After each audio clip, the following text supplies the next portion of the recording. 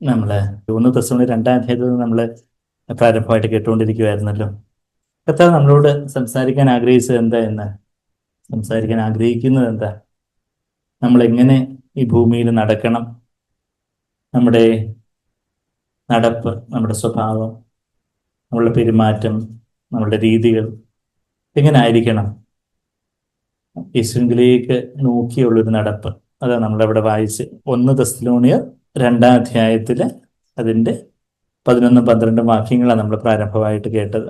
അവിടെ പൗലോസ് ഒരു പിതാവിന്റെ ഒരു ഫേംനെസ്സോടുകൂടി, കാർക്കശ്യത്തോടുകൂടി പറയുന്ന കാര്യങ്ങൾ നമ്മൾ വായിക്കുന്നു. അതിന്റെ തൊട്ട് മുമ്പ് അപ്പം പൗലോസിന് ഈ കാർക്കശ്യം മാത്രമേ ഉണ്ടായിരുന്നുള്ളൂ എന്ന് ചോദിച്ചാൽ അതിന്റെ തൊട്ട് മുമ്പേ അതിന്റെ 7-ാമത്തെ വാക്യത്തില് ഇല്ല, സൗമ്യത ഉണ്ടായിരുന്നു. ആ ഒരു കൃപയും സത്യവും നിറഞ്ഞവനായ യേശു നമ്മുടെ ഇടയിൽ പാർത്തു എന്ന് നമ്മൾ യോഹന്നാൻ 1 എവിടെ വായിക്കുന്നേ? Jesus is full of grace and truth, John 1:14. Okay, അവിടെ വായിക്കുന്നുണ്ട് അല്ലേ. അപ്പം യേശുവിന്റെ ജീവിതത്തിൽ കൃപയും സത്യവും ഉണ്ടായിരുന്നു. യേശുവിനോട് അനുരൂപപ്പെട്ടുകൊണ്ടിരുന്ന പൗലോസിന്റെ ജീവിതത്തിലും ആ കൃപയും സത്യം ഉണ്ടായിരുന്നു. കൃപയും സത്യം എന്ന് പറയുമ്പോൾ നമ്മുടെ സാക്രിഫൈസിനൊക്കെ കേട്ടിട്ടുള്ളത് പോലെ ആ ഒരു കൃപ എന്ന് പറയുമ്പോൾ ആ ഒരു ടെൻഡർ ആട്രിബ്യൂട്ട്സ് എന്ന് പറഞ്ഞാൽ സ്നേഹം, കരുണ, മനസ്സലിവ്, ആ ഒരു കാര്യങ്ങൾ. പിന്നെ സത്യം എന്ന് പറയുമ്പോൾ കുറച്ചുകൂടെ സ്ട്രിക്ട്നെസ്, ഫേംനെസ്, കുറച്ചുകൂടെ കാർക്കശ്യത്തോടെ എന്ത് ചെയ്യും, ഇന്ന ആളെ മീറ്റിങ്ങിൽ കാണുന്നില്ലല്ലോ, ഇവിടെ പോയി എന്നൊക്കെ ചോദിക്കുന്ന ഒരു കാർക്കശ്യം. ഇല്ലേ, കാർക്കശ്യം എല്ലാവർക്കും അത്രയ്ക്ക് ദഹിക്കത്തില്ല. ഈ ചെറിയ സഹോദരൻ എന്ന് ആരും പറയത്തില്ല എങ്കിലും. അപ്പൊ ഇവിടെ നമ്മള് 11-ാമത്തെ വാക്യത്തില് Isho as a father would his own children എന്നാണ് നമ്മൾ വായിക്കുന്നത്. മലയാളത്തിൽ 12-ാമത്തെ വാക്യത്തില് നിങ്ങൾ എല്ലാവരും കിട്ടിയോ? കുഞ്ഞുങ്ങൾ എല്ലാവരും എടുത്തല്ലോ? Very good. എല്ലാവർക്കും ബൈബിളൊക്കെ ഉണ്ട്. 1 Thessalonians 2 12-ാമത്തെ വാക്യം മലയാളത്തില് ഞങ്ങൾ നിങ്ങളിൽ ഓരോരുത്തരെ അപ്പൻ മക്കളെ എന്ന പോലെ പ്രബോധിപ്പിച്ചും ഉത്സാഹിപ്പിച്ചും സാക്ഷ്യം പറഞ്ഞു. അപ്പൻ മക്കളെ എന്ന പോലെ, അപ്പൻ. അതായത് ഇംഗ്ലീഷിൽ 11-ാമത്തെ വാക്യത്തില് exhorting, just as you know how we were exhorting, encouraging, imploring each one of you as a father would his own children to walk in a manner worthy of the Lord. കർത്താവിന് യോഗ്യമാവണ്ണം, രാജ്യത്തിന് യോഗ്യമാവണ്ണം, മഹത്വത്തിന് യോഗ്യമാവണ്ണം നടക്കുന്നതിന്. അപ്പം അവര് പിതാവിന്റെ കാർക്കശ്യം ഉണ്ട്, എന്ന കാർക്കശ്യം മാത്രമായിട്ടിരുന്ന ആൾക്കാരെ ഡിസ്കറേജ്ഡ് ആയി പോകും, നിരാശപ്പെട്ടു പോകും. പിന്നെ ഒരു സൗമ്യതയുണ്ട്. അതിന് തൊട്ട് മുമ്പേ 7-ാമത്തെ വാക്യത്തിൽ എന്താ വായിച്ചേ? എല്ലാവർക്കും കിട്ടി? 1 Thessalonians, എല്ലാവർക്കും കുഞ്ഞുങ്ങൾക്ക് വരെ മനസ്സിലാവുന്ന രീതിയിൽ പറയണമെന്നാണ് എൻ്റെ ആഗ്രഹം. 1 Thessalonians 2 7-ാമത്തെ വാക്യത്തിൽ എന്താ വായിക്കുന്നത്? അവിടെ ഒരു അമ്മ തന്റെ കുഞ്ഞുങ്ങളെ പോറ്റും പോലെ ഞങ്ങൾ നിങ്ങളുടെ ഇടയിൽ ആർദ്രതയുള്ളവരായിരുന്നു. ഒരമ്മ തൻ കുഞ്ഞിനെ എന്നൊക്കെ പറഞ്ഞ് നമ്മളിന്ന് പാട്ട് പാടിയില്ലേ? അമ്മയുടെ സ്നേഹം, ഒരമ്മ. പൗലോസ് ഒരു പുരുഷനാണ് എന്ന പരിശുദ്ധാത്മാവിന് നിറവില് അവിടെ ആ ഒരു സ്നേഹത്തിന്റെയും കാർക്കശ്യത്തിന്റെയും ഒരു സമഞ്ജസ സമ്മേളനം, ഒരു ബ്ലെൻഡിങ്. സമഞ്ജസ സമ്മേളനം എന്നൊക്കെ പറഞ്ഞ് നിങ്ങൾ പേടിക്കണ്ട. ഒരു ബ്ലെൻഡിങ്, അല്ലെങ്കിൽ ഒരു അത് രണ്ടും ചേർന്ന് ബാലൻസ്ഡ് ആയിട്ട് വരുന്ന, സന്തുലിതമായിട്ട് വരുന്ന ഒരു കാര്യം. നമ്മള് ആസ് പേരൻസ്, നമ്മളുടെ ഈ പേരന്റിങ്ങിലും നമുക്കതാ വേണ്ടത്. പല മാതാപിതാക്കളെ മിക്ക ദിവസങ്ങളിലും കൗൺസിൽ ചെയ്യേണ്ടി വരാറുണ്ട്. അപ്പം ഒന്നുകിൽ ആശാന്റെ നെഞ്ചത്ത് അല്ലെങ്കിൽ കളരിക്ക് പുറത്തായിരിക്കും ആൾക്കാർ. ഒന്നുകിൽ ഇങ്ങ് വഴക്ക് കുറച്ചിലും അടിയോടിടി, ഭയങ്കര ചീത്തവിളി, അത് മാത്രമുള്ള മാതാപിതാക്കള്. ചിലരൊക്കെ കളരിക്ക് പുറത്ത്. അങ്ങനെ അങ്ങ് ഭയങ്കര സൗമ്യത, ഭയങ്കര സ്നേഹം എന്ന് പറഞ്ഞാല് ഓ മോനെ പാലേ തേനെ എന്ന് പറഞ്ഞ്. അപ്പൊ അത് രണ്ടുമല്ല വേണ്ടേ. തെറ്റ് ചെയ്യുമ്പോൾ നല്ല തിരുത്തല് വേണം. അടി കൊടുക്കേണ്ട പ്രായമാണെങ്കിൽ 12 വയസ്സിനൊക്കെ താഴെയാണെങ്കിൽ നല്ല അടി അങ്ങ് കൊടുക്കണം. കഴിഞ്ഞ ദിവസം ഒരു ഭയങ്കര ഭയങ്കര പിരിവിരിപ്പുള്ള ഒരു പയ്യൻ, 5 വയസ്സ് കാണും. ശരിയാണ്, ഞങ്ങൾ ADHD എന്നൊക്കെ പറയും, പിന്നെ മരുന്നും കൊടുക്കുന്നുണ്ട്. അപ്പൊ ആദ്യത്തെ പ്രാവശ്യം അതിന്റെ അമ്മ മാത്രമേ വന്നുള്ളൂ. അമ്മയൊരു ഡോക്ടറൊക്കെയാ. അപ്പം അതങ്ങ് ഇരിക്കത്തില്ല. അത് ഇവിടെ നിന്ന് കസേരയിൽ വന്നിരുന്ന് പെട്ടെന്ന് ചാടുന്നു, പെട്ടെന്ന് നമ്മുടെ അടുത്തേക്ക് വരുന്നു, ഓടിച്ചാടുന്നു. ഞാൻ വളരെ സ്ട്രിക്റ്റ് ആയിട്ട് പേടിപ്പിച്ച്, നിങ്ങൾ വരിക സമീപം പേടിപ്പിക്കാനൊക്കെ അറിയാം. നമ്മൾ അങ്ങനെ ആയാലേ പറ്റത്തുള്ളൂ. അപ്പം പേടിപ്പിച്ച് കണ്ണൊക്കെ ഇട്ടു. ഇപ്പം എന്ന് പറഞ്ഞ് ഇപ്പൊ സെക്ഷൻ ഇപ്പൊ അടി എന്ന് പറഞ്ഞുകൊണ്ട് പേടിപ്പിച്ച് കസ്റ്റഡിയിലൊക്കെ ഇരുത്തി. അപ്പൊ അതിനകത്ത് പിന്നെ ഞാൻ മറ്റേ അപ്പൊ അമ്മയോട് ചോദിച്ചു എന്ത് അച്ഛൻ എന്ത് ചെയ്യും? അപ്പൊ അച്ഛന് ഇങ്ങനെ ഡോക്ടറെ കാണിക്കുന്നതിനൊന്നും താല്പര്യമില്ല, പിന്നെ ഞാൻ ഗതികെട്ട് ഇങ്ങ് കൊണ്ടുവരുവാ. അപ്പൊ പിന്നെ അമ്മമ്മയെ ഇട്ട് ഞാൻ താലോലിച്ച് വഷളാക്കി.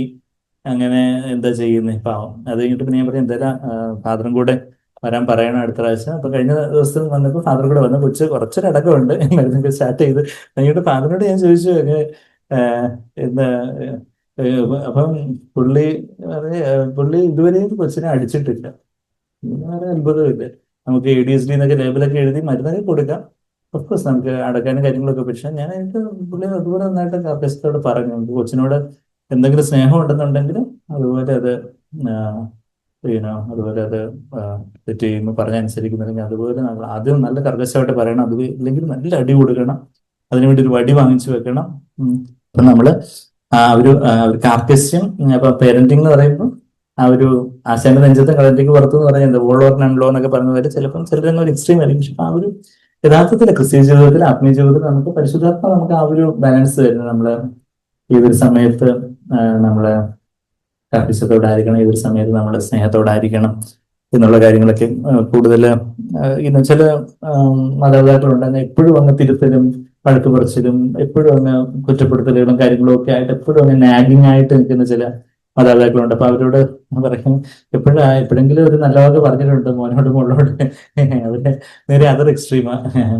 അപ്പൊ അപ്പൊ ആ ഒരു രണ്ട് എക്സ്ട്രീമിലോട്ട് നമ്മൾ പോകാതെ തെറ്റ് ചെയ്യുന്ന സമയത്ത് നമ്മൾ അതുപോലെ നല്ല തിരുത്തുകയും അടി കൊടുക്കേണ്ട പ്രായമാണെങ്കിൽ അടി കൊടുക്കുകയും ചെയ്യണം. എന്നാൽ ബാക്കിയുള്ള സമയത്ത് തെറ്റ് ചെയ്യാത്ത സമയത്ത് ഒത്തിരി സ്നേഹവും വാത്സല്യവും, അത് നമ്മളിവിടെ ആ ഒരു ബാലൻസ് നിങ്ങൾ എല്ലാവരും കണ്ടോ? വചനത്തിലുണ്ടോ? എല്ലാവരുടെയും ബൈബിളിലുണ്ടോ? 1 തെസ്സലോണിയർ 2 അധ്യായത്തിന് 7-11 വെച്ചാൽ മലയാളം ഇംഗ്ലീഷും കൂടെ ചേർത്ത് പറഞ്ഞു 11-12. 7 ഒരു സൈഡിൽ എന്താ മദർലി അവരുടെ ആറ്റിറ്റ്യൂഡ്, അത് നമുക്ക് നമ്മുടെ ക്രിസ്തുവിനോട് നമ്മൾ അനുരൂപപ്പെടണം, യേശുവിനെ പോലെ ആകണം എന്ന് പറയുമ്പോൾ യേശുവിന്റെ ആ ഒരു അപ്പൊ ചിലർക്കാണെങ്കിൽ യേശുവിനെ പോലെ ആകണം എന്നൊക്കെ പറഞ്ഞാൽ കഴിഞ്ഞ ദിവസം തന്നെ ഏതോ ഒരു കൺസൾട്ട് ചെയ്യുമ്പോൾ അപ്പം നമ്മള് പിന്നെ നമുക്ക് പുള്ളിക്കാരൻ എന്തെങ്കിലുമൊക്കെ ഏതൊരു ആരാധനനുസരിച്ച് ഓർക്കുന്നില്ല, പക്ഷെ ഏതൊരാള് കൺസൾട്ടേഷൻ അപ്പം പുള്ളി ഇങ്ങനെ എന്തെങ്കിലുമൊക്കെ വിശ്വാസിയാവും കർക്കശത്തോടൊക്കെ പറഞ്ഞു കഴിയുമ്പോഴേക്കും പുള്ളിക്കാരൻ പിന്നെ കുറ്റബോധം പിന്നെ അപ്പൊ ഞാൻ പറഞ്ഞു നമ്മള് ദേഷ്യപ്പെടാതെ നമ്മൾ കർക്കശത്തോടെ ചില കാര്യങ്ങളൊക്കെ പറയുന്നതിന് കുഴപ്പമില്ല, അങ്ങനെ അതിലൊരു കുറ്റബോധം വിചാരിക്കേണ്ട കാര്യമില്ല. കർത്താവും ശിഷ്യന്മാരോട് വളരെ കർക്കശത്തോടെ അധികാരത്തോടെ പറയേണ്ട സമയത്ത് കർത്താവ് അത് പറഞ്ഞു. അപ്പം നമ്മൾ രണ്ട് എക്സ്ട്രീമിലോട്ട് പോകാതിരിക്കുന്നതിന്റെ ഒരു കാര്യം നമ്മുടെ വചനത്തിൽ അത് കാണുമ്പോഴാണല്ലോ, വചനമാവുന്ന കണ്ണാടിയിൽ യേശുവിന്റെ അസ്വഭാവത്തെ കാണുമ്പോഴാണ് നമ്മളുടെ ജീവിതത്തിലും ആ കർത്താവ് എവിടെയാണ് എനിക്ക് കുറവുള്ളത് ഓരോ സമയത്ത് what ever point of time ഏതൊരു സമയത്തും കർത്താവ് കരുണയോടാണോ കർക്കശത്തോടാണോ എന്റെ ഭാര്യയോട് കുഞ്ഞുങ്ങളോട് കർത്താവ് സഹപ്രവർത്തകരോട് സൗകര്യങ്ങളോടെല്ലാം പെരുമാറുമ്പോൾ ചില സമയത്ത് നമ്മൾ പാപത്തിനെതിരെ പാരമ്പര്യത്തിനെതിരെ ക്രിസ്തുവിന് ചേരാത്തതായിട്ടുള്ള ചില കാര്യങ്ങൾക്കെതിരെ ഒക്കെ നമ്മൾ കർക്കശത്തോടെ ഫേമായിട്ട് ചില കാര്യങ്ങൾ പറയേണ്ടതായിട്ടുണ്ട്. മക്കളുടെ സമയത്ത് നമ്മൾ ആ ഒരു ആർദ്രതയോടെ മനസ്സിലൂടെ അവരെ മനസ്സിലാക്കുന്ന ആ ഒരു തരത്തിലേക്ക് വരേണ്ടതായിട്ടുണ്ട്. അപ്പൊ നമ്മൾ 2:7 നമ്മൾ കണ്ടു. ഒരു അമ്മ തന്റെ കുഞ്ഞുങ്ങളെ പോറ്റും പോലെ ഞങ്ങൾ നിങ്ങളുടെ ഇടയിൽ ആർദ്രതയുള്ളവരായിരുന്നു. അതേ പൗലോസ് തന്നെ വായെടുക്കുന്നതിന് മുമ്പേ നമ്മൾ പറയുന്നുണ്ട്, നാവെടുക്കുന്നതിന് മുമ്പേ 11-ാമത്തെ വാക്യത്തിൽ എന്താ പറയുന്നേ? ഒരു അപ്പൻ 12-ാമത്തെ വാക്യത്തിൽ മലയാളത്തിൽ അപ്പൻ മക്കളെ എന്ന പോലെ. അപ്പം അപ്പൻ മക്കളെ എന്ന പോലെ എന്തൊക്കെ ചെയ്തു? പ്രബോധിപ്പിച്ചും ഉത്സാഹിപ്പിച്ചും സാക്ഷ്യം പറഞ്ഞു. പാരാക്കീലിയോ പാരാമിതിയോമായി മറ്റീരിയവുമായി എന്ന് പറഞ്ഞാല് പാരാക്കീലിയോ എന്ന് പറഞ്ഞാല് ആ ഒരു എക്സോട്ടിങ് പ്രബോധിപ്പിച്ചു, മലയാളം നല്ല ട്രാൻസ്ലേഷനാണ്. പ്രബോധിപ്പിച്ചും ആ ഒരു പ്രബോധിപ്പിക്കുക ഉത്സാഹിപ്പിക്കുക എല്ലാ അർത്ഥമുള്ള ഒരു പാരാക്കീലിയോ എന്നുള്ള വാക്കാ ഇത് ചേർന്ന് നമ്മൾ അടുക്കിലേക്ക് വിളിച്ച് നമ്മള് പ്രബോധിപ്പിക്കുന്നു, എക്സോർട്ട് ചെയ്യുന്നു. അതാ എക്സോർട്ടിങ്, എൻകറേജിങ്, ഇംപ്ലോറിങ്. നമ്മള് പിതാക്കന്മാരായിട്ടുള്ളവരും മാതാപിതാക്കന്മാരായിട്ടുള്ളവരും നമ്മള് കുഞ്ഞുങ്ങളെ പ്രബോധിപ്പിക്കണം, ഉത്സാഹിപ്പിക്കണം. പ്രബോധിപ്പിക്കുക മാത്രമല്ല ഉത്സാഹിപ്പിക്കണം എന്ന് പറഞ്ഞാല് പരമിതിയവുമായി എന്ന് പറഞ്ഞാൽ അവരെ എൻകറേജ് ചെയ്യണം. നല്ലത് കാണുമ്പോൾ ഈവൻ ഭാര്യമാരെ എൻകറേജ് ചെയ്യണം. ഭർത്താക്കന്മാരെ encourage one another day after day as long as it is called today. ഇന്ന് എന്ന ദിവസം. ആ വാക്യം എല്ലാവർക്കും അറിയാവോ? എബ്രായർ 3:1 13-ാമത്തെ വാക്യം അല്ലേ, 12ആണോ 13ആണോ എന്ന് നോക്കട്ടെ. എബ്രായ ലേഖനത്തിലേക്ക് ഒന്ന് പോവുകയാണെങ്കിൽ നമ്മള് നമ്മളുടെ കർത്താവിനെ പോലെ നടക്കുന്ന നടപ്പിനെ കുറിച്ച് നമ്മൾ പറഞ്ഞു വരുന്നത്. അപ്പൊ എങ്ങനെയാണ് നമ്മള് ഒരു ദിവസവും നമ്മളുടെ വാക്കുകൾ നമ്മളുടെ കൂടെ ഉള്ളവരോട് ആ ഒരു മറ്റുള്ളവരെ ഉത്സാഹിപ്പിക്കുന്ന 13-ാമത്തെ വാക്യം, എബ്രായർ 3:13 ഓർക്കാൻ എളുപ്പമാണ്. 3:13 നിങ്ങൾ ആരും പാപത്തിന്റെ ചതിയാൽ കഠിനപ്പെട്ടു പോകാതിരിക്കേണ്ടതിന് ഇന്ന് എന്ന് പറയുന്നിടത്തോളം നാൾതോറും അന്യോന്യം പ്രബോധിപ്പിച്ചുകൊള്ളുവിൻ. എൻകറേജ്, അവിടെ പാരാക്കീലിയോ എന്നുള്ള വാക്ക്, ആ പാരാക്കീലിയോ എന്നുള്ള വാക്കിന് പ്രബോധിപ്പിക്കുക എന്നും പ്രോത്സാഹിപ്പിക്കുക എന്നുള്ളൊരു അർത്ഥമുണ്ട്. പാരാക്കീലിയോ, പാര എന്ന് പറഞ്ഞാല് പാര വെക്കുന്ന പാരയല്ല, ഇത് പാര അടുത്ത്, പാരാമെഡിക്കൽ എന്നൊക്കെ പറഞ്ഞ അലൈഡ് ഹെൽത്ത് സയൻസസ് നമ്മൾ പറയുന്നത്. കേലിയോ എന്ന് പറഞ്ഞാൽ വിളിക്കുക, അപ്പൊ അടുത്ത് വിളിച്ച് ആശ്വസിപ്പിക്കുക, ഉത്സാഹിപ്പിക്കുകയും പ്രബോധിപ്പിക്കുകയും ചെയ്യുന്ന ഒരു വാക്ക്. അപ്പം നമ്മളുടെ പെരുമാറ്റത്തിലൂടെ മറ്റുള്ളവർക്കൊരു പ്രോത്സാഹനം, നമ്മുടെ കുഞ്ഞുങ്ങളെ നമ്മൾ എത്ര നന്ദിയുള്ളവരാണ് എന്നുള്ള കാര്യം, അതായത് നമ്മളുടെ കുഞ്ഞുങ്ങളെ കുറിച്ച്, നമ്മുടെ ഭാര്യയെ കുറിച്ച്, ഭർത്താവിനെ കുറിച്ച്, നമ്മളെ സഹപ്രവർത്തകരെ കുറിച്ച്, നമുക്ക് വേണ്ടി ചില കാര്യങ്ങൾ നമ്മളെ ഹെൽപ്പ് ചെയ്യുന്നവരെ കുറിച്ചും ഒക്കെ, നമ്മുടെ കൂട്ടുസൗകര്യങ്ങളെയൊക്കെ, നമ്മുടെ യൗവനക്കാരെ കുറിച്ചൊക്കെ നമുക്ക് എത്ര ഒരു എൻകറേജിങ് വാക്കുകൾ നമ്മുടെ വായിൽ നിന്ന് വന്നിട്ടുണ്ട്. ഒരു കുറ്റപ്പെടുത്തല്, ഇപ്പോഴൊരു പരാതി, പെറുപെറുപ്പ്, അവരങ്ങനെ, ഇവരിങ്ങനെ, അതിങ്ങനെ എപ്പോഴും അതൊരു ജഡത്തിൽ നിന്നുള്ള കാര്യമാണ്. എന്നാൽ പരിശുദ്ധാത്മാവ് യേശുവിന്റെ സ്വഭാവം നമുക്ക് പകരുമ്പം യേശുവിനെ പോലെ നടക്കുന്ന കാര്യമായി പറഞ്ഞു വരുന്നത്. ഇപ്പം മാതാവിനെ പോലെ പിതാവിനെ പോലെ എന്ന് പറയുമ്പോൾ ആ ഒരു ആർദ്രതയും കാർക്കശ്യവും, അപ്പൊ ഇവിടെയും ആ ഒരു അന്യോന്യം, ഓരോ ദിവസവും നിങ്ങൾ എന്താ ഇന്ന് പറയുന്നിടത്തോളം, ഇന്ന് എന്നൊരു വാക്ക്, എന്നൊരു ദിനം ഇല്ലാതെ ആവുന്ന ഒരു സമയമുണ്ട്. എപ്പോഴാണ്? പുതിയ ആകാശം പുതിയ ഭൂമിയും വരുമ്പോൾ പിന്നെ സൂര്യനും ചന്ദ്രനൊന്നും ഇല്ല, പിന്നെ രാവും പകലും ഒന്നും ഇല്ല, ഇന്ന് എന്നൊരു വാക്കില്ല. അപ്പം പിന്നെ അപ്പം പിന്നെ ഈ കൽപ്പനയൊക്കെ അത് വേറൊരു തരത്തിലായിരിക്കും. എന്നാൽ ഇന്ന് എന്നൊരു വാക്കോ, as long as it is called today, ഇന്ന് എന്നൊരു ദിനം ഉണ്ടെന്നുണ്ടെങ്കിൽ ഇന്ന് എന്ന് പറയുന്നിടത്തോളം നാൾതോറും അന്യോന്യം പ്രബോധിപ്പിച്ചുള്ളത്. അതൊരു കർത്താവിന്റെ കൽപ്പനയാണ്. കർത്താവിന്റെ കൽപ്പനകളെല്ലാം അനുസരിക്കാൻ ഉത്സാഹമുള്ളവരാണ് അല്ലേ നമ്മുടെ CFC സൗകര്യങ്ങൾ. കർത്താവിന്റെ കൽപ്പന എല്ലാ ദിവസവും ചെയ്യേണ്ട ഒരു കൽപ്പനയാണ്. എല്ലാ ദിവസവും നമ്മൾ ആരെ കാണുന്നത്? നമ്മളുടെ വീട്ടിലുള്ളവരെ, നമ്മുടെ ഭാര്യയായിരിക്കും, ഭർത്താവിനെ ആയിരിക്കും, കുഞ്ഞുങ്ങളെ ആയിരിക്കും, അപ്പനമ്മമാരെ ആയിരിക്കും, നമ്മുടെ കൂടെ വർക്ക് ചെയ്യുന്നവരെ ആയിരിക്കും, നമ്മുടെ കൂട്ടുസൗകര്യങ്ങളെയൊക്കെ നമ്മൾ ഓഫ്കോഴ്സ് ആഴ്ചയിൽ 1-2 തവണ ഒക്കെ നമ്മൾ കാണുന്നത്. പക്ഷെ അവര് കാണുമ്പോൾ ആ ഒരു സ്നേഹവും ആർദ്രതയും ഉത്സാഹവും encourage one day after day, as long as it is still called today. എന്തിനു വേണ്ടിയാ? പാപത്തിന്റെ ചതിയാൽ കഠിനപ്പെടാതിരിക്കേണ്ടതിന്. നമ്മള് ഒരാളെ ഉത്സാഹിപ്പിച്ച ചിലര് പാപത്തിന്റെ ചതിയാലെ കഠിനപ്പെട്ടു പോവാതിരിക്കും എന്ന് പറഞ്ഞാൽ എത്ര വലിയൊരു കാര്യമാണ്. അപ്പം നമ്മൾ ഉത്സാഹിപ്പിക്കാത്തത് കൊണ്ട് നമ്മളുടെ മക്കളോ നമ്മളുടെ കൂടെ ഉള്ളവരോ ഒക്കെ പാപത്തിന്റെ ചതിയാൽ കഠിനപ്പെട്ടു പോവുകയാണെങ്കിൽ അത് നമ്മളുടെ മേലൊരു ഉത്തരവാദിത്വം ഉണ്ട് അല്ലേ. നമ്മുടെ കൂട്ടുസൗകര്യങ്ങള് പാപത്തിന്റെ ചതിയാല് അവർ കഠിനപ്പെട്ടു പോവുകയാണ്, പാപം ചതിക്കുവാണ്. പാപത്തിന്റെ ചതിയുണ്ട്, ഡിസീറ്റ്ഫുൾനെസ് ഓഫ് സിൻ. പാപം എന്ന് പറയുമ്പോൾ അത് വലിയ സന്തോഷമുള്ള കാര്യമാണ് എന്ന് പറഞ്ഞ് പാപം ചതിക്കും. ദേഷ്യപ്പെടുക, മോഹിക്കുക, പരാതി പറയുക, പെറുപെറുക്കുക, ക്ഷമിക്കാതിരിക്കുക, അതൊക്കെ അതിലൊരു ജഡത്തിലൊരു സന്തോഷമുണ്ട്. ആകുലപ്പെട്ടുകൊണ്ടിരിക്കുക, അയ്യോ എന്താവും എന്ന് പറഞ്ഞിട്ട് ഈ സങ്കടപ്പെടുന്നവരുടെ ഒരു ഇതുണ്ട്. അവര് ബാക്കിയുള്ളവരെ കൂടെ നിങ്ങൾ എന്റെ കൂടെ സങ്കടപ്പെടണം, നിങ്ങൾ എന്റെ കൂടെ ഇങ്ങനെ ആങ്ഷ്യസ് ആവണം, ഇങ്ങനെ നമ്മളെ ഇട്ടുപറഞ്ഞ പ്രസംഗത്തിന് കവലപ്പെടുക, നിങ്ങൾ കവലപ്പെടുക എന്ന് പറഞ്ഞാല് തമിഴിലെ ഇങ്ങനെ ഈ ആകുലപ്പെടുന്നതിന് പറയുന്നത്, ദുഃഖിച്ച് ആകുലപ്പെടുന്നതിന് പറയുന്നത്. അപ്പൊ അങ്ങനെ ആ ഒരു ബാക്കിയുള്ളവരെയും ഒരു ചതിയുണ്ട് അതിനകത്ത്, ഇങ്ങനെ ആകുലപ്പെടുകയും ദേഷ്യപ്പെടുകയും അവർ ജഡത്തിൻ്റെതായ കാര്യങ്ങളിലൊക്കെ ആയിരിക്കുന്നു. പക്ഷെ അങ്ങനെ പാപത്തിന്റെ ഇപ്പൊ ഒരുപക്ഷെ നമ്മളുടെ ഒരു പ്രോത്സാഹത്തിന്റെ ഒരു വാക്ക്, സാക്ഷിമാരൊക്കെ ചോദിക്കുന്നവർ, എപ്പോഴായിരുന്നു നിങ്ങൾ നിങ്ങളുടെ ഭാര്യയെ അവസാനമായിട്ട് ഒരു പ്രോത്സാഹനത്തിന്റെ വാക്ക് പറഞ്ഞത്? എപ്പോഴായിരുന്നു നിങ്ങൾ അവസാനമായിട്ട് നിങ്ങളുടെ ഭർത്താവിനോട് അല്ലെങ്കിൽ നിങ്ങളുടെ കുഞ്ഞുങ്ങളോട് ഒരു ഭർത്താവിനോട്, കുഞ്ഞുങ്ങളോട്, നമ്മുടെ സഹപ്രവർത്തകരോടൊക്കെ നമ്മളൊന്ന് ആലോചിച്ച് നോക്കുക. ലാസ്റ്റ് എപ്പോഴെങ്ങാണ്ട് 2 വർഷം മുമ്പെങ്ങാനോ ആയിരിക്കും, 10 വർഷം മുമ്പെങ്ങാനോ ആയിരിക്കും എന്ന് പറഞ്ഞ് നമ്മൾ തലതിരിഞ്ഞുകൊണ്ടിരിക്കുകയാണെങ്കിൽ നമ്മളൊരു നന്ദിയുള്ള നമ്മള് പലപ്പോഴും നമുക്ക് നമ്മുടെ നന്ദിയും കടപ്പാടും ഒക്കെ നമ്മളിങ്ങനെ ഹൃദയത്തിൽ വെക്കും, ആരോട് പുറത്തു പറയത്തില്ല. നന്ദിയും സ്നേഹവും കഴിഞ്ഞ ഹൃദയത്തിൽ മതി. ദൈവത്തിന് നമ്മളോട് നന്ദിയും യൂസർ പറയുമ്പോൾ ഞാൻ അത്ര എക്സ്പ്രസീവ് അല്ല ബ്രദർ. കഴിഞ്ഞ ദിവസം ഞാനൊരു സാറിനോട് പറഞ്ഞ് ഓ ദൈവം അതുപോലെ എക്സ്പ്രസീവ് അല്ലാതിരുന്നെങ്കിൽ നമ്മുടെ കാര്യം എന്തായിരുന്നു, കട്ടപ്പോവുകയാണ് ദൈവം. എന്നിട്ട് പറഞ്ഞു ദൈവം വളരെ എക്സ്പ്രസീവ് ആണ്. നമ്മള് നാട്ടിൻപുറത്തുകാർ നമ്മൾ വലിയ എക്സ്പ്രസീവ് അല്ല എന്ന് വെച്ചാൽ നമുക്ക് സ്നേഹവും നന്ദിയും കടപ്പാടും ഒക്കെ ഉണ്ട്, പക്ഷെ അത് നമ്മൾ വാക്കുകൊണ്ട് പറയത്തൊന്നുമില്ല. അതൊക്കെ ഉണ്ട്, അതൊക്കെ ഹൃദയത്തിൽ ഞങ്ങൾ ഒളിപ്പിച്ച് ഇങ്ങനെ ഒളിപ്പിച്ച് മറച്ച് മൂടി ബറി ചെയ്ത് വെച്ചിട്ടുണ്ട്. എന്താ ഞങ്ങൾ പുറപ്പെടുവിക്കുന്നത് ഹൃദയം നിറഞ്ഞു കവിയുന്നത് വായ പ്രസ്താവിക്കും. നമ്മുടെ ഹൃദയത്തിൽ ഒരു നന്ദിയും സ്നേഹവും അവരോടുള്ള ഒരു അപ്രീസിയേഷൻ, ഒരു അഭിനന്ദനം ഒക്കെ ഉണ്ട്, വാക്കുകളിലൂടെ പുറത്തു വരും. Thank you.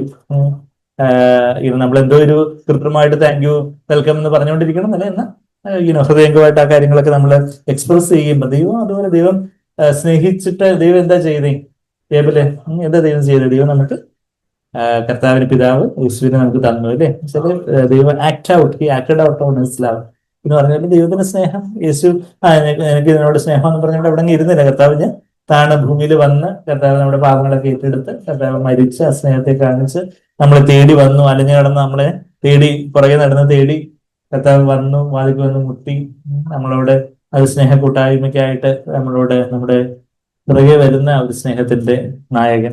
അപ്പൊ ആ ഒരു ആക്ട് ഔട്ട്, ആ ഒരു എക്സ്പ്രസീവ് ആ ഒരു കാര്യമാണ് ഞാൻ പറഞ്ഞു വന്നത്. ഇപ്പം നമ്മുടെ തിരിച്ച് ആ 1 Thessalonians 2:7-11 നമ്മളിപ്പോ കണ്ടു. അമ്മയെ പോലെ അപ്പനെ പോലെ. അപ്പൊ നമ്മുടെ ആ ഒരു പാരാക്ലീലിയോ, എക്സോട്ടിങ്, എൻകറേജിങ്, ഉത്സാഹിപ്പിക്കുന്നു, ഇംപ്ലോറിങ് എന്നുള്ളൊരു വാക്ക് ഇംഗ്ലീഷിൽ കൊടുത്തേക്കുന്നത്. മലയാളത്തിൽ സാക്ഷ്യം പറഞ്ഞു. മലയാളത്തിലെ ആ വാക്ക് കുറച്ചുകൂടെ കറക്റ്റായിട്ടുള്ള ട്രാൻസ്ലേഷൻ മാറ്റീരിയോ എന്ന് പറഞ്ഞാൽ, മാറ്റീർ എന്ന് പറഞ്ഞാൽ രക്തസാക്ഷി അല്ലെ. അപ്പൊ മാറ്റീരിയോ എന്ന് പറഞ്ഞാൽ സാക്ഷ്യപ്പെടുത്തിയത്. നമ്മുടെ ജീവിതം കൊണ്ടും വാക്കുകൾ കൊണ്ടും ഒക്കെ ദൈവം നമ്മുടെ ജീവിതത്തിൽ ചെയ്ത കാര്യങ്ങളൊക്കെ മറ്റുള്ളവരോട് പറയുകയൊക്കെ ചെയ്ത് സാക്ഷ്യം പറഞ്ഞു. കർത്താവിന്റെ ജീവിതത്തിൽ ഇപ്പൊ നമ്മളെ കുഞ്ഞുങ്ങൾ പഠിക്കാൻ എന്തെങ്കിലും ചില കാര്യത്തിൽ അവർക്ക് പ്രയാസമുണ്ട്, മോളെ എനിക്ക് അങ്ങനെ ആയിരുന്നു പണ്ട്, മോനും എനിക്കും ഇങ്ങനെയുള്ള സ്ട്രഗിൾസും കാര്യങ്ങളൊക്കെ ഉണ്ടായിരുന്നു, നമ്മുടെ ജീവിതത്തിൽ കർത്താവ് എങ്ങനെ സഹായിച്ച് അവന് സാക്ഷ്യം പറഞ്ഞു, എൻകറേജ് ചെയ്തു ഒക്കെ. അങ്ങനെ എന്തിനു വേണ്ടി എന്താ ചെയ്തെന്നാ പറയുന്നത്. അപ്പൊ അങ്ങനെ അപ്പൻ അതിന്റെ 12ാമത്തെ വാക്യം 1 Thessalonians 2:12 ഞങ്ങൾ നിങ്ങളിൽ ഓരോരുത്തരെ അപ്പൻ മക്കളെ എന്ന പോലെ പ്രബോധിപ്പിച്ച് ഉത്സാഹിപ്പിച്ച് സാക്ഷ്യം പറഞ്ഞു പോകുന്നു എന്ന് നിങ്ങൾക്ക് അറിയാമല്ലോ. എന്തിനു വേണ്ടി ചെയ്തേ? 11ാമത്തെ വാക്യം തന്റെ രാജ്യത്തിനും മഹത്വത്തിനും. മലയാളത്തില് 11, ഇംഗ്ലീഷില് 12. എന്താ? തന്റെ രാജ്യത്തിനും മഹത്വത്തിനും നിങ്ങളെ വിളിച്ച ദൈവം എന്നല്ല, വിളിക്കുന്ന ദൈവം. ശരിയാണ്, നമ്മൾ കർത്താവ് വിളിച്ചു, എന്നാൽ ഇപ്പോഴും കർത്താവ് വിളിച്ചുകൊണ്ടിരിക്കുക. കോൾസ് പ്രസന്റ് ടെൻസിലാണ്, സിമ്പിൾ പ്രസന്റിൽ അവിടെ പറയുന്നത്. God who calls you into his own kingdom and glory. ഇന്നും കർത്താവിന്റെ വിളി നിങ്ങൾ കേൾക്കുന്നുണ്ടോ? നമ്മൾ വിചാരിക്കും അവിശ്വാസികൾക്ക് വേണ്ടി ദൈവത്തിൽ നിന്ന് നീ ദൈവ വിളി കേൾക്കുന്നു എന്നൊക്കെ പറഞ്ഞ് നമ്മൾ പാട്ട് പാടുന്നു, രക്ഷിതാവിനെ കാണുക. അപ്പൊ അതൊക്കെ അവിശ്വാസികൾക്കുള്ള വിളിയാണ്. പക്ഷെ അല്ല, കർത്താവ് നമ്മൾ ഇന്നും വിളിച്ചുകൊണ്ടിരിക്കുക. ഒരു ദിവസവും കം അപ്പ് ഹയർ, ഉയരത്തിലേക്ക് നീ കയറി വരിക. ഇതുവരെ നീ ജീവിച്ച ഒരു നിലവാരമുണ്ട്, ശരിയാണ്, അത് നല്ല നിലവാരം. പക്ഷെ അതും പോരാ. കം അപ്പ് ഹയർ എന്ന് എവിടെ നമ്മൾ കേൾക്കുന്നത്? വെളിപാട് 4:1 വാക്യത്തിൽ, Revelation chapter 4:1 ജോണിനോട് അവിടെ സ്വർഗത്തിൽ ഒരു തുറന്ന വാതില്, പ്രത്യാശയുടെ വാതിൽ എന്നൊക്കെ നമ്മൾ കണ്ടിട്ടുണ്ടായിരുന്ന ഒരു സ്വർഗത്തിലെ തുറന്ന വാതിലില് കർത്താവ് ഇന്ന് നമ്മളോട് പറയുന്ന കം അപ്പ് ഹയർ എന്ന് പറഞ്ഞൊരു വിളിയുണ്ട്. ഇതിലേക്കുള്ള വിളിയാത്. അത് നമ്മളുടെ ഒരു വ്യക്തിപരമായിട്ടുള്ള വിളിയായിട്ട് ഇന്ന് യേശു കർത്താവ് ഇവിടെ വന്ന് നമ്മളോട് ഓരോരുത്തരോടും കർത്താവ് നമ്മളോട് പറയുക, എന്റെ മോനെ, എന്റെ മോളെ, ഇതിൽ നിന്ന് ഉയരത്തിലേക്കുള്ള ഒരു തലത്തിലേക്ക് ഞാൻ നിന്നെ വിളിക്കുവാണ്. ഞാൻ exhorting you to come up higher. ഇതുവരെ നീ ശരിയാണ് വലിയ മോശം നിലയിൽ ജീവിച്ചു, പക്ഷെ I you complacent about that. അതില് നിനക്ക് ഒരു സ്വയതൃപ്തി ഉണ്ടോ? കംപ്ലേസന്റ് എന്ന് പറഞ്ഞാൽ ഇതുള്ള അവസ്ഥയിൽ തന്നെ ഒരു തൃപ്തി, വലിയ കുഴപ്പമൊന്നുമില്ല, അങ്ങനെയല്ല. മറിച്ച് കർത്താവേ, എനിക്ക് I wish I given him more നമ്മൾ പാടി. അവിടുത്തെ ആ മുഖത്തേക്ക് നോക്കുമ്പോൾ കർത്താവേ, ഇത്ര അധികമായിട്ട് എനിക്ക് പ്രയോജനപ്പെടാമായിരുന്നു. എന്റെ ഒരു സ്വാർത്ഥതയും എന്റെ സ്വയബലവും ഒക്കെ ഉള്ളത് കൊണ്ട് കർത്താവെ, എത്ര അധികം ഞാൻ അങ്ങേ തടഞ്ഞു നിന്നു, അങ്ങേ മറച്ചു നിന്നു. നമ്മളെ കർത്താവിന്റെ മുമ്പിൽ വന്ന് നിന്ന് കർത്താവിനെ മറച്ചു കളഞ്ഞു. എന്റെ മുമ്പിൽ വന്ന് നിൽക്കുന്നവൻ ആരൊക്കെയാ? കള്ളനും കവർച്ചക്കാരനുമാണ് കർത്താവ് പറയുന്നത്. ആ വാക്യങ്ങളൊക്കെ അറിയത്തില്ലേ? ഇവിടെ ജോൺ 10:8 ഇവിടെ ഒരു വിരൽ വെച്ചുകൊണ്ട് ആ വാക്യത്തിലോട്ട് പോകണം. നമ്മള് പലപ്പോഴും കർത്താവിന്റെ വിളി എന്ന് പറയുമ്പോൾ നമുക്കിപ്പോ എന്ത് ഇത്ര വിളിയുള്ളത്, നമ്മൾ വലിയ കാര്യങ്ങളൊക്കെ ചെയ്യുന്നതല്ലേ. പക്ഷെ നമ്മൾ അറിഞ്ഞോ അറിയാതെയൊക്കെ കർത്താവെ അങ്ങ് വെളിപ്പെടേണ്ട സമയത്ത് കർത്താവെ ഞാൻ തന്നെ പലപ്പോഴും വെളിപ്പെട്ട് പോയിട്ടുണ്ടല്ലോ. അവിടെ യോഹന്നാൻ 10:8 വാക്യം, എനിക്ക് മുമ്പേ വരുന്നവൻ എന്ന് പറയുമ്പം കർത്താവിന് മുമ്പേ, സമയത്തിന് മുമ്പേ വന്നവൻ എന്നുള്ളൊരു അർത്ഥമുണ്ട്. എന്നാൽ പ്രോ എന്നുള്ള ആ ഗ്രീക്ക് വാക്കിന് മുമ്പേ, before in time on place also എന്ന് വെച്ചാൽ കർത്താവിന് മുമ്പേ. ഞാനിവിടെ നിൽക്കുക, എന്നെക്കാട്ട് നീളമുള്ള ഒരാൾ എന്നെ മുമ്പേ വന്നു എന്നെ മറച്ചു നിൽക്കുകയാണെങ്കിൽ എന്നെ ആരും കാണത്തില്ല എന്ന് പറയുന്നത് പോലെ കർത്താവിനെ നമ്മുടെ ജീവിതത്തിൽ വെളിപ്പെടണം. അതാ യോഹന്നാൻ 10:8 എന്താ വായിച്ച്, എനിക്ക് മുമ്പേ വന്നവർ ഒക്കെയും കള്ളന്മാരും കവർച്ചക്കാരും അത്രേ, ആടുകളോ അവരുടെ വാക്ക് കേട്ടില്ല. നമ്മുടെ കർത്താവിന് മുമ്പിൽ വന്ന് നമ്മൾ കർത്താവിനെ മറയ്ക്കുമ്പം നമ്മൾ ശരിക്കും കള്ളനും കവർച്ചക്കാരനുമാണ് എന്ന് പറഞ്ഞാല് കർത്താവിന് കൊടുക്കേണ്ട മഹത്വം കൊടുക്കാതെ നമ്മളെ തന്നെ ഉയർത്തുന്നു, നമ്മളെ തന്നെ വെളിപ്പെടുത്തുന്നു, നമ്മളുടെ വാക്കുകൾ നമ്മൾ സംസാരിക്കുന്നു. നമ്മുടെ വാക്കില്ലാതെ പിന്നെ വേറെ ആരുടെ വാക്കാ സഹോദര സംസാരിക്കണ്ടേ? നമ്മള് കർത്താവിന്റെ വാക്കുകളെ സംസാരിക്കണ്ടേ? യേശു കർത്താവ് ഈ ഭൂമിയിൽ ജീവിച്ചപ്പോൾ ആരുടെ വാക്കുകളെ സംസാരിച്ച്?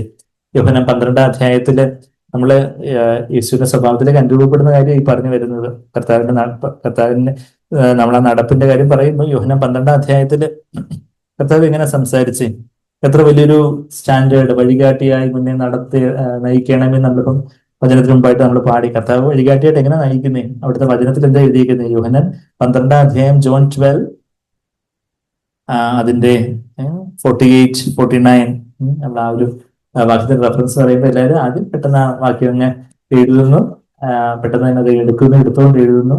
അതൊന്ന് മിസ് ചെയ്യാതെ. യോഹന്നാൻ 12 എല്ലാവരുടെയും കയ്യിൽ നോട്ട്ബുക്ക് ഉണ്ട് എന്ന് പ്രതീക്ഷിക്കുന്നു. നോട്ട്ബുക്ക് ഇല്ലാത്തവരാരും ഉണ്ടെങ്കിൽ കൈവക്കുക എന്ന് ഞാൻ പറയുന്നില്ല.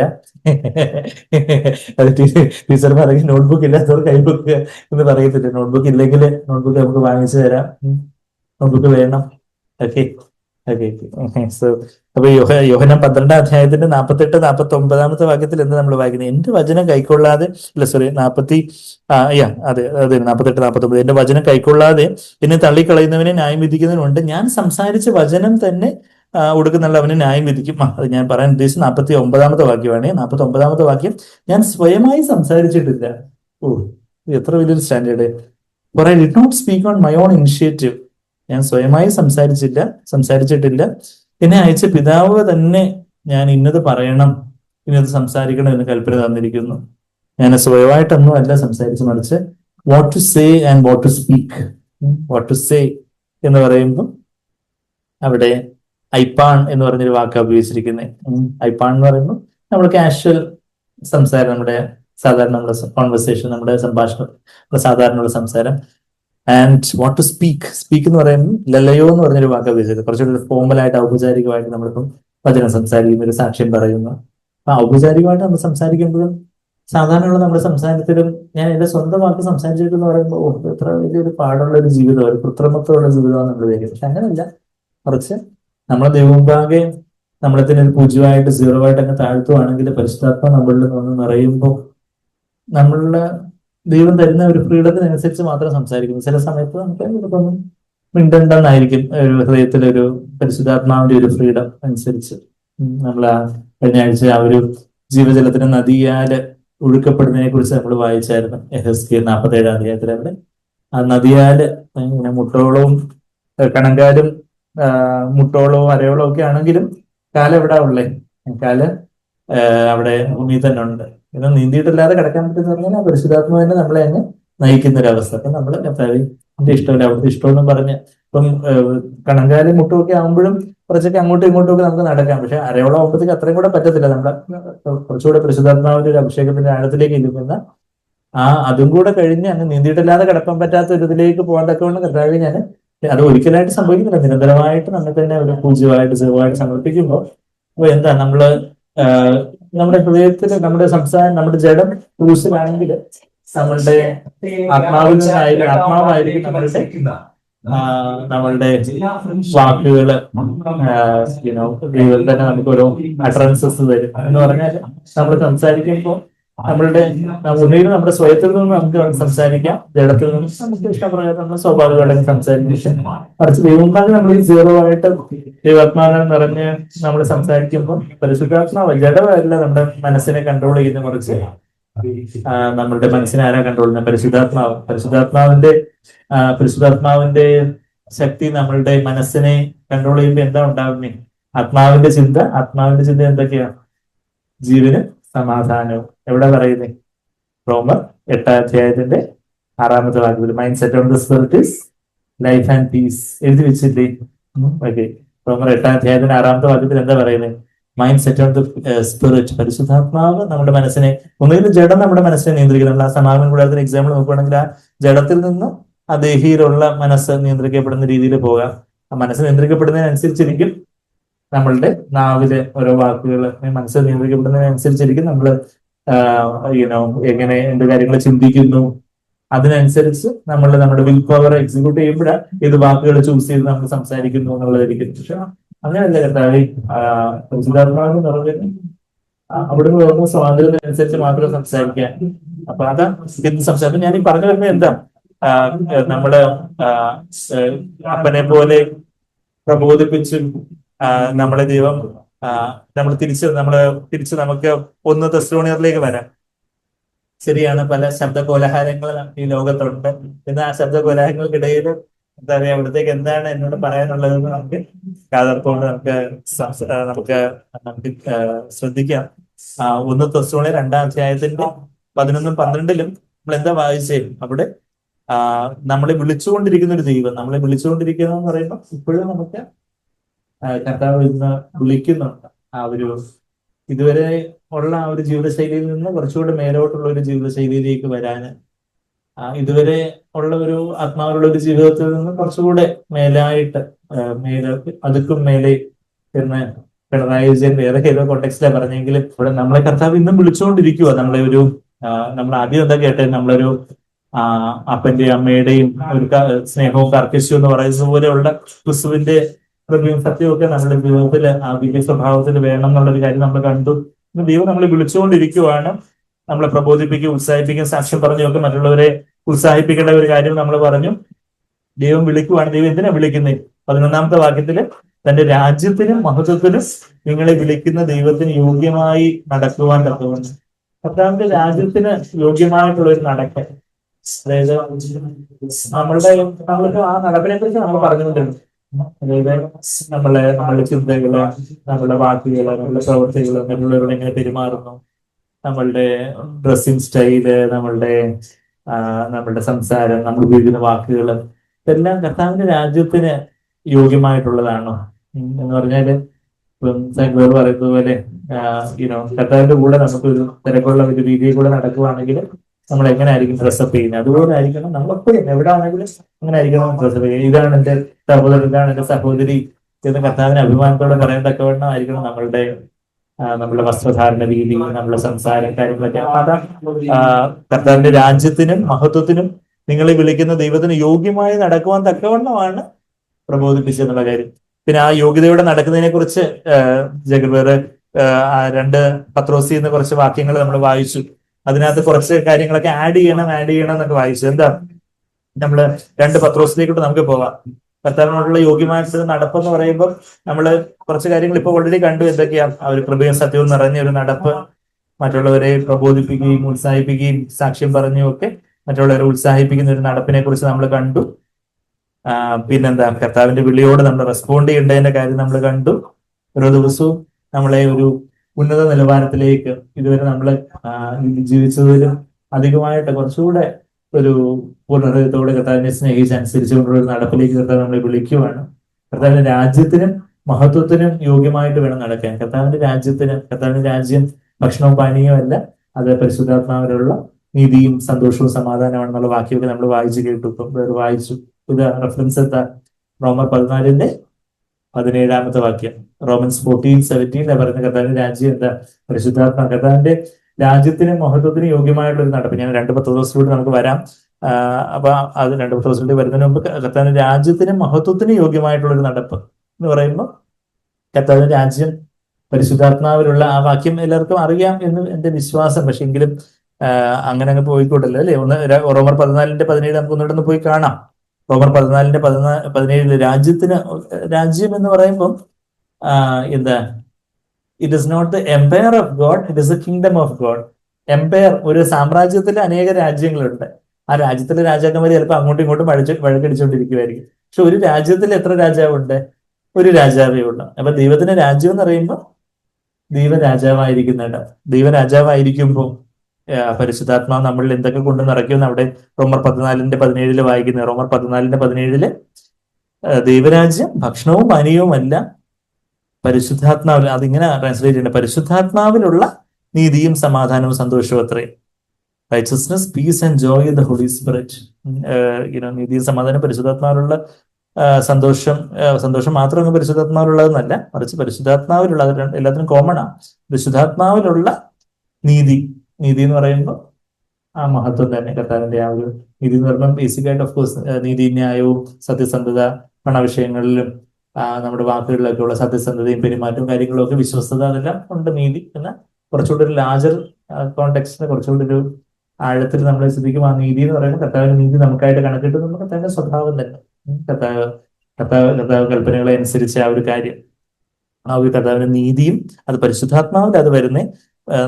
അത് യേശുവിന്റെ ജീവിതത്തിൽ രാജാവായിരിക്കുമ്പോൾ രാജ്യത്തിന് യോഗ്യമാൻ വേണം നടക്കേണ്ടതിനാ പ്രബോധിപ്പിച്ച് ആശ്വസിപ്പിച്ചൊക്കെ നടത്തിയെന്ന് പറയുന്നത്. അപ്പൊ രാജ്യത്തിന് യോഗ്യമാൻ വേണം നടപ്പെന്ന് പറഞ്ഞാൽ എന്താ? ഇപ്പം നമ്മളൊരു രാജ്യത്തിന്റെ അംബാസിഡർ ആണെങ്കിൽ എങ്ങനെയാ, ഇപ്പം നമ്മള് ഇന്ത്യയുടെ അംബാസിഡർ, നമ്മൾ അങ്ങ് യുണൈറ്റഡ് സ്റ്റേറ്റ്സിലോ അല്ലെങ്കിൽ റഷ്യയിലോ ഒക്കെ പോയി നമ്മൾ ഇന്ത്യയുടെ അംബാസിഡർ ആയിട്ട് പറയുമ്പോൾ ഇന്ത്യ എന്ന രാജ്യത്തിന്റെ ആ ഒരു മാന്യത കാത്തു സൂക്ഷിച്ചുകൊണ്ടായിരിക്കണം നമ്മളുടെ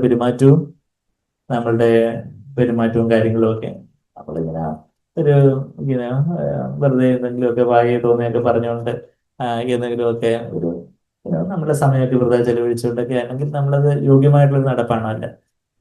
നമ്മൾ കർത്താവിന്റെ സ്ഥാനപതികളാണ്. We are ambassadors of Christ എന്ന് എവിടെ പറയുന്നേ?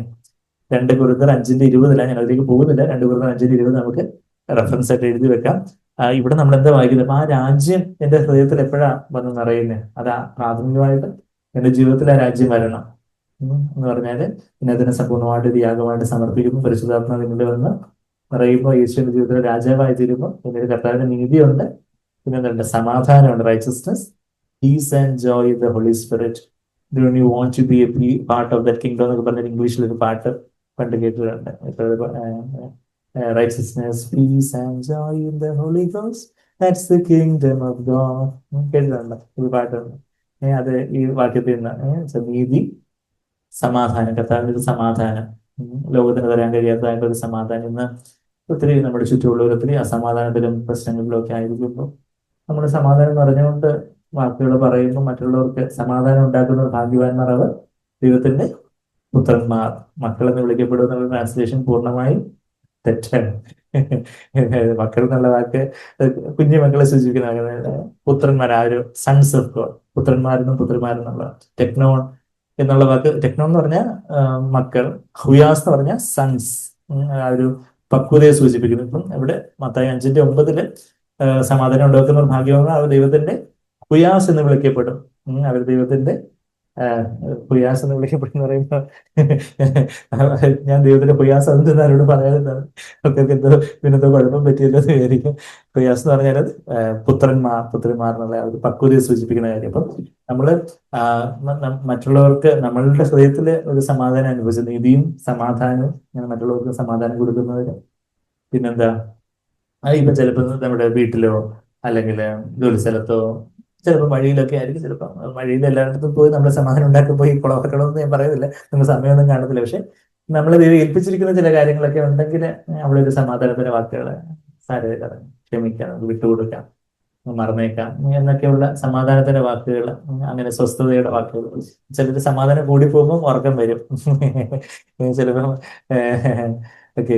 അപ്പം സമാധാനത്തിന്റെ നീതിയും സമാധാനവും പരിശുദ്ധാത്മാവിലുള്ള ഒരു സന്തോഷം, അതായത് പരിശുദ്ധാത്മാവിലുള്ള നീതി, പരിശുദ്ധാത്മാവിലുള്ള സമാധാനം, പരിശുദ്ധാത്മാവിലുള്ള ഒരു സന്തോഷം. കർത്താവ് എന്റെ സന്തോഷം ഞാൻ നിങ്ങൾക്ക് തരുന്നു. യോഹന്നാൻ 15:11 വാക്യമാണ് റെഫറൻസ് എഴുതിയിട്ട് ഞാൻ അതിലേക്കൊന്നും പോകുന്നില്ല. അതൊക്കെ നമ്മൾ പലപ്പോഴും കണ്ടിട്ടുള്ള വാക്യങ്ങളാണ്. നമ്മൾ പിന്നെ നമുക്ക് നോക്കണം. യോഹന്നാൻ 15:11 ആരുടെ സന്തോഷം? എന്റെ സന്തോഷം. കർത്താവിന്റെ യേശുവിന്റെ ജീവിതത്തിൽ എത്ര അവിടുന്ന് ആനന്ദ തരുത്താൽ അഭിഷിക്തനായിട്ട് നടന്നു. He was anointed with oil of gladness. എബ്രായർ 1:9 പറയുന്ന വാക്യമാണ്. കർത്താവിന്റെ ഹൃദയത്തിൽ എപ്പോഴും ഒരു സന്തോഷം, മറ്റുള്ള ഏതൊരു സാഹചര്യത്തിലൊരു സന്തോഷം നിറഞ്ഞ കവിയുന്ന ഇവൻ കർത്താവ് ലാസറസിനെ കല്ലറക്കി പോയി കരയുമ്പോഴും അവിടെ കർത്താവിന് ഒരു സന്തോഷത്തിന് കുറവൊന്നുമില്ല, ആത്മാവിലുള്ള ഒരു സന്തോഷം. യെരൂശലേമിനെ നോക്കി കർത്താവ് വിലപിക്കുന്നു. ലൂക്കോസ് 19:42 കർത്താവ് 19:42 ലൂക്കോസ് 19:42 കർത്താവ് Jesus wept seeing the flight of Jerusalem. ആ യെരൂശലേമിന്റെ അവസ്ഥ കണ്ട് കർത്താവ് വിലപിക്കുന്നു. അവിടെ ആത്മാവിൽ എന്തുണ്ട്? ഒരു സന്തോഷമുണ്ട്. അപ്പൊ അങ്ങനെ ആ ഒരു പരിശുദ്ധാത്മാവിന്റെ സന്തോഷം.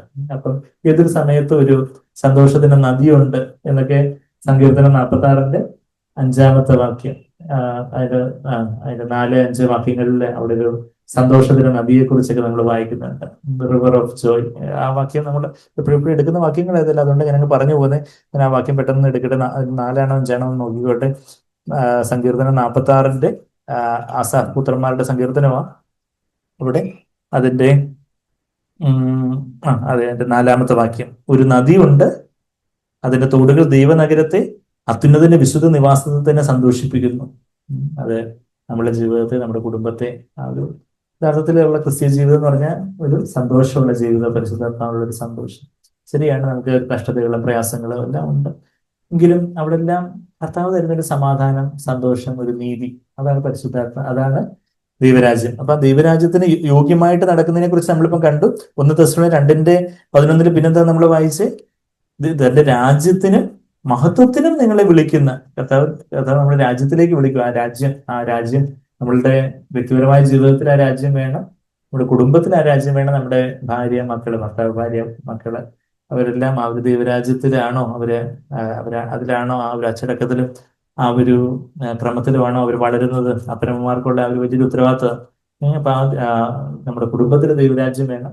എങ്കിലേ അങ്ങനെയുള്ള കുടുംബങ്ങൾ ചേർന്ന് വരുമ്പോൾ സഭയിൽ ഒരു ദൈവരാജ്യം ഉണ്ടാവുകയുള്ളൂ. അങ്ങനെ അനേകം സഭകൾ ദൈവദേശത്ത് എഴുന്നേൽപ്പിക്കേണ്ടതായിട്ടുണ്ട്. പിന്നെ കർത്താവ് രണ്ടാമത്തെ വരവെങ്കിൽ സഹസ്രാബ്ദ വാഴ്ചയിൽ മൊത്തം ഈ ഭൂമിയിൽ മൊത്തം ദൈവരാജ്യം വരും. പിന്നെ അതിനുശേഷം പുതിയ ആകാശവും പുതിയ ഭൂമിയും വരുമ്പോൾ പിന്നെ ദൈവരാജ്യമാണ് എല്ലായിടത്തും, തീപോയികൾ ഒഴിച്ച് ബാക്കി എല്ലായിടത്തും. അപ്പം അങ്ങനെയുള്ള ഒരു ഡിഫറെന്റ് ഡിഗ്രീസ് ഓഫ് ദൈവരാജ്യം, കിങ്ഡം ഓഫ് ഗോഡ്, അങ്ങനെ വെളിപ്പെട്ടുകൊണ്ടിരിക്കുക. അപ്പം അതാണ് നമ്മളിവിടെ വായിക്കുന്നത്. തന്റെ രാജ്യത്തിനും മഹത്വത്തിനും. കർത്താവിന്റെ മഹത്വം എന്താണ്? കർത്താവിന്റെ മഹത്വം നമ്മള് വാക്യമൊക്കെ വായിച്ചു. 2 Thessalonians 2:14 കർത്താവിന്റെ മഹത്വം പ്രാപിക്കുവാനാണ് ദൈവം നമ്മളെ വിളിച്ചത് എന്ന് പറഞ്ഞാൽ കർത്താവിന്റെ സ്വഭാവം, കർത്താവിന്റെ ഗ്ലോറി, തേജസ് എന്ന് പറഞ്ഞാൽ കൃപയും സത്യവും നിറഞ്ഞവനായി അവന്റെ തേജസ് ഞങ്ങൾ കണ്ടു എന്നാണ് നമ്മളവിടെ യോഹന്നാൻ 1:14 നമ്മൾ വായിക്കുന്നത്. കർത്താവിന്റെ മഹത്വം നമ്മൾ ആ യോഹന്നാൻ 1:14 ആ വാക്യം എന്താ നമ്മളവിടെ വായിക്കുന്നത്? വചനം ജഡമായി തീർന്നു. ആ തേജസ് എന്ന് പറയുന്നത് ദൈവത്തിന്റെ കർത്താവിന്റെ സ്വഭാവമാണെന്ന് എങ്ങനെ നമ്മൾ മനസ്സിലാക്കുന്നത്? അത് യോഹന്നാൻ 1-ാം 14-ാമത്തെ വാക്യത്തില് കർത്താവിന്റെ മഹത്വത്തിനൊത്തവണ്ണം മഹത്വത്തിലേക്ക് നമ്മൾ വിളിക്കുന്നു എന്ന് പറയുമ്പോൾ കർത്താവിന്റെ സ്വഭാവത്തിലേക്ക് വിളിക്കുന്നു എന്നാണ് നമ്മൾ മനസ്സിലാക്കുന്നത്. എന്ന് പറഞ്ഞാൽ എന്താ? യോഹന്നാന്റെ സുവിശേഷം 1:14 എന്താ നമ്മൾ വായിക്കുന്നത്? വചനം ജഡമായി തീർന്നു, കൃപയും സത്യവും നിറഞ്ഞവനായി നമ്മുടെ ഇടയിൽ പാർത്തു, ഞങ്ങൾ അവന്റെ തേജസ്, ഡോക്സ, തേജസ്, മഹത്വം, ഒരേ വാക്ക് തന്നെ. മലയാളത്തിൽ തേജസ്, ഗ്ലോറി, ഡോക്സ എന്ന് പറയുന്നത് അതേ ഗ്രീക്ക് പദം തന്നെ. പിതാവിൽ നിന്ന് ഏകജാതനായവന്റെ തേജസ്സായിട്ട് കണ്ടു. പിതാവിൽ നിന്ന് ഏകജാതനായവന്റെ തേജസ്സായിട്ട് അവന്റെ തേജസ് ഞങ്ങൾ കണ്ടു, കൃപയും സത്യവും നിറഞ്ഞ യേശുവിന്റെ തേജസ്. നമ്മൾ ആ ഒരു സ്നേഹവും കാർക്കശ്യവും നിറഞ്ഞാന്നൊക്കെ നമ്മൾ വായിച്ചു, നമ്മൾ കണ്ടു. അപ്പനെ പോലെ അമ്മയെ പോലെ എന്നുള്ള കാര്യം, ആ തേജസ്. വേറെ പുറപ്പാട് പുസ്തകത്തിൽ നിന്നുള്ള ആ വാക്യം വായിച്ചത് നിങ്ങൾക്ക് മനസ്സിലായി കാണുമല്ലോ. പുറപ്പാട് 33:18 അവിടെ മോശയുടെ ഒരു പ്രാർത്ഥനയുണ്ടായിരുന്നു. എന്റെ ദൈവമേ, അവിടെ തേജസ് എന്നെ കാണിച്ചു തരണമേ എന്ന് പ്രാർത്ഥിക്കുന്നു. പുറപ്പാട് 33:18 മോശ പ്രാർത്ഥിക്കുവാണ്, ദൈവമേ അവിടുത്തെ 33:18 I pray you show me your glory. അതിനവൻ അതിന്റെ 18-ാമത്തെ വാക്യം, അപ്പോൾ അവൻ നിന്റെ തേജസ് എനിക്ക് കാണിച്ചു തരണമേ എന്ന് അപേക്ഷിച്ചു. Show me your glory. അപ്പം ദൈവം തന്റെ നന്മ അവന്റെ മുമ്പാകെ പോകുവാൻ, അവന്റെ ഗുഡ്നസ്, അവിടെ ഞാൻ എൻ്റെ മഹിമ ഒക്കെയും നിന്റെ മുമ്പാകെ കടക്കുവാൻ, ഇംഗ്ലീഷിൽ ഗുഡ്നസ് എന്നുള്ള കാര്യം വായിച്ചു കഴിഞ്ഞിട്ട് അവിടെ പാറപ്പിളർപ്പില് ദൈവത്തിന്റെ തേജസ് ദൈവം കടന്നു പോകുമ്പോൾ തന്റെ നന്മ കടന്നു പോകുവാൻ, തന്റെ മഹിമ കടന്നു പോകാൻ എന്നൊക്കെ പറഞ്ഞു കഴിഞ്ഞിട്ട് പിന്നെ ദൈവം വെളിപ്പെടുമ്പം എന്താ 34-ാം അധ്യായത്തിന് 6-7 വാക്യങ്ങൾ വേറെ വായിച്ചു. എന്താ അവിടെ ദൈവത്തിന്റെ ആ ഒരു കരുണയും കാർക്കശ്യത്തെ കുറിച്ചൊക്കെ നമ്മൾ വായിക്കുന്നുണ്ട്. ദൈവം കരുണയും കൃപയും ഉള്ളവൻ. 34-ന്റെ പുറപ്പാട്, എക്സഡസ് 34-ന്റെ 6-7 വാക്യങ്ങളിൽ ദൈവം കരുണയും കൃപയും ഉള്ളവൻ, ദീർഘക്ഷമയും മഹാദയും വിശ്വസ്തയുള്ളവൻ. കർത്താവിന്റെ സ്വഭാവം, മഹത്വം കാണിക്കണമേ, തേജസ് കാണിക്കുന്നത് കർത്താവിന്റെ തേജസ് സ്വഭാവത്തെയാണ് കാണിച്ചു കൊടുക്കുന്നത്. അവിടുന്ന് പിന്നെ ആ ഒരു ആ ഒരു പിതാക്കന്മാരുടെ അകൃത്യം മക്കളുടെയും മക്കളുടെ മേലും 3-ാമത്തെ തലമുറയുള്ള ആ ഒരു ദൈവത്തിന്റെ ഒരു കാർക്കശ്യം എന്ന് പറഞ്ഞാല് അപ്പനും അമ്മയും ചെയ്യുന്ന പാപത്തിന് മക്കൾ അനുഭവിക്കേണ്ടി വരുമോ? ഒരു മനസ്സാന്തരപ്പെട്ടാലില്ല. പക്ഷെ അവര് അപ്പന്റെ അമ്മയുടെയും കൂടെ അപ്പന്റെ അമ്മയുടെയും ആ ഒരു കാര്യത്തില് അവര് പങ്കാളികളാവുകയാണെങ്കിൽ അവരും അനുഭവിക്കേണ്ടി വരും. വെച്ചാൽ അപ്പൻ പച്ചമാങ്ങ തിന്ന മക്കൾക്ക് പല്ലു പൊളിക്കുമോ? പച്ച മുന്തിരിങ്ങ തിന്നാൽ എഹെസ്കേല് 18-ാം അധ്യായത്തിൽ നമ്മൾ അങ്ങനെ ഒരു വാക്യം വായിക്കുന്നുണ്ട്. അപ്പന്മാർ പച്ച മുന്തിരിങ്ങ തിന്നാല് മക്കളുടെ മക്കളുടെ പല്ല് പുളിക്കുമോ എന്ന് നമ്മൾ ഇവിടെ വായിക്കുന്നുണ്ട്. അതായത് അപ്പന്മാര് ചെയ്യുന്നതിനെ മക്കൾ അനുഭവിക്കേണ്ടി വരുമോ എന്നുള്ളൊരു കാര്യമാണ് നമ്മളിവിടെ വായിക്കുന്നത്. എന്നാ എന്താ നമ്മൾ കാണുന്ന അപ്പൻ ചെയ്തത് കൊണ്ട് മക്കളത് അനുഭവിക്കണമെന്നില്ല. എന്നാൽ അപ്പന്റെ ആ അകൃത്യത്തിൽ അവരും പങ്കാളികളായിട്ട് അവരും അതിനോട് യോജിച്ച് നിൽക്കുകയാണെങ്കിൽ അതാ നമ്മള് അതിന്റെ യെഹെസ്കേൽ 18-ാം അധ്യായത്തിന്റെ 2-ാമത്തെ വാക്യത്തില് എന്നാണ് നിങ്ങൾ ഇനി ഇസ്രായേൽ ഈ പഴഞ്ചൊല്ല് 2-ാമത്തെ വാക്യം, അപ്പന്മാർ പച്ചമുന്തിരിങ്ങ തിന്ന് മക്കളുടെ പല്ല് പുളിച്ചു എന്ന് നിങ്ങൾ ഇസ്രായേൽ ദേശത്ത് ഒരു പഴഞ്ചൊല്ല് പറയുന്നത് എന്ത്? അപ്പൻ ചെയ്തതിന്റെ ഫലമായി മക്കൾ അനുഭവിക്കുന്നത്. ശരിയാണ്, അപ്പന്റെ പാപത്തിന്റെ ഇപ്പൊ അപ്പൻ കുടിയനാണെങ്കിൽ അതിന്റെ ആ പാപത്തിന്റെ കോൺസിക്വൻസസ് ഒക്കെ, അതിന്റെ അനന്തരഫലങ്ങളൊക്കെ മക്കള് അനുഭവിക്കേണ്ടി വരുന്ന ദുരവസ്ഥയും കാര്യങ്ങളൊക്കെ ഉണ്ട്. എന്നാ ആ പാപത്തിന്റെ ശിക്ഷ മക്കൾക്ക് കിട്ടുമോ? ഇല്ല. എപ്പോഴാ കിട്ടുന്നതെന്ന് ചോദിച്ചാൽ, അപ്പം ചെയ്തുകൊണ്ട് അപ്പം പച്ചമുന്തിരിങ്ങ കഴിച്ച മക്കൾക്ക് പല്ല് പുള്ളിക്കുന്ന ഒരു പഴഞ്ചൊല്ലൊക്കെ അവർ പറഞ്ഞുകൊണ്ടിരുന്നത്. എന്നാൽ അങ്ങനെ അല്ല എന്നുള്ള കാര്യം അദ്ദേഹം പറയുന്നത്. പാപം ചെയ്യുന്ന ദേഹി മരിക്കും, പാപം ചെയ്യുന്ന ദേഹി മരിക്കും എന്നൊക്കെയാണ് 4-ാമത്തെ വാക്യത്തിൽ പറയുന്നത്.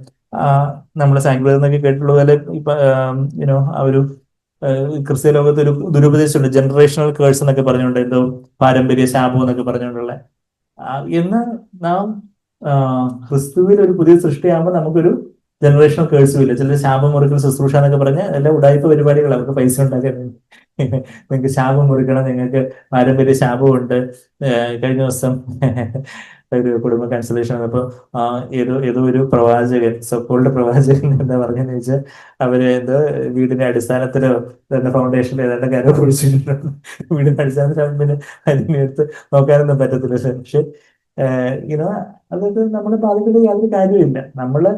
പക്ഷെ നമ്മളെ എപ്പോഴാണ് അത് ബാധിക്കുന്നതെന്ന് ചോദിച്ചാൽ, ഇപ്പം നമ്മളും അതിനോട് നമുക്കൊരു മമതയുണ്ട്, അതിനോട് അങ്ങനെയുള്ള അഭിചാരത്തിനോടോ അല്ലെങ്കിൽ അതുപോലുള്ള കാര്യങ്ങൾക്ക് നമുക്കും ഒരു പാർട്ടുണ്ട്, നമ്മളും അതിനോട് യോജിക്കുന്നു, അല്ലെങ്കിൽ നമ്മളും അതിനോട് എതിർത്തൊരു സ്റ്റാൻഡ് എടുക്കുന്നില്ല. നമ്മളൊരു ഒരു അഴകുഴമ്പൻ മനോഭാവത്തോടെ ആ ഒരു കാര്യത്തിനെതിരായിട്ടുള്ള ഒരു കർക്കശമായിട്ടുള്ള നിലപാട് നമ്മുടെ ജീവിതത്തിൽ നമ്മൾ എടുക്കാതിരുന്ന, ഓഫ് കോഴ്സ് അതിന്റെ ആ ഒരു ശിക്ഷ അത് മൂന്നാമത്തെ 4-ാമത്തെ തലമുറ വരെ അത് വിസിറ്റ് ചെയ്യുമെന്ന് അവിടെ നമ്മള് പുറപ്പാട് 34 നമ്മൾ വായിക്കുമ്പോൾ, ആ അപ്പന്മാരുടെ പാപത്തെ നമ്മളും താങ്ങിയും തലോടിയൊക്കെ സമ്മതിച്ചുകൊണ്ട് കൊടുത്തുകൊണ്ടിരുന്ന അപ്പന്റെ വിഗ്രഹാരാധന. അപ്പം വിഗ്രഹാരാധന പറയുമ്പോൾ പള്ളിയിൽ പോകുന്നത് പള്ളിയിൽ പോയിട്ട് വിഗ്രഹങ്ങളെ ആരാധിക്കുന്നത് വിഗ്രഹാരാധന തന്നെ.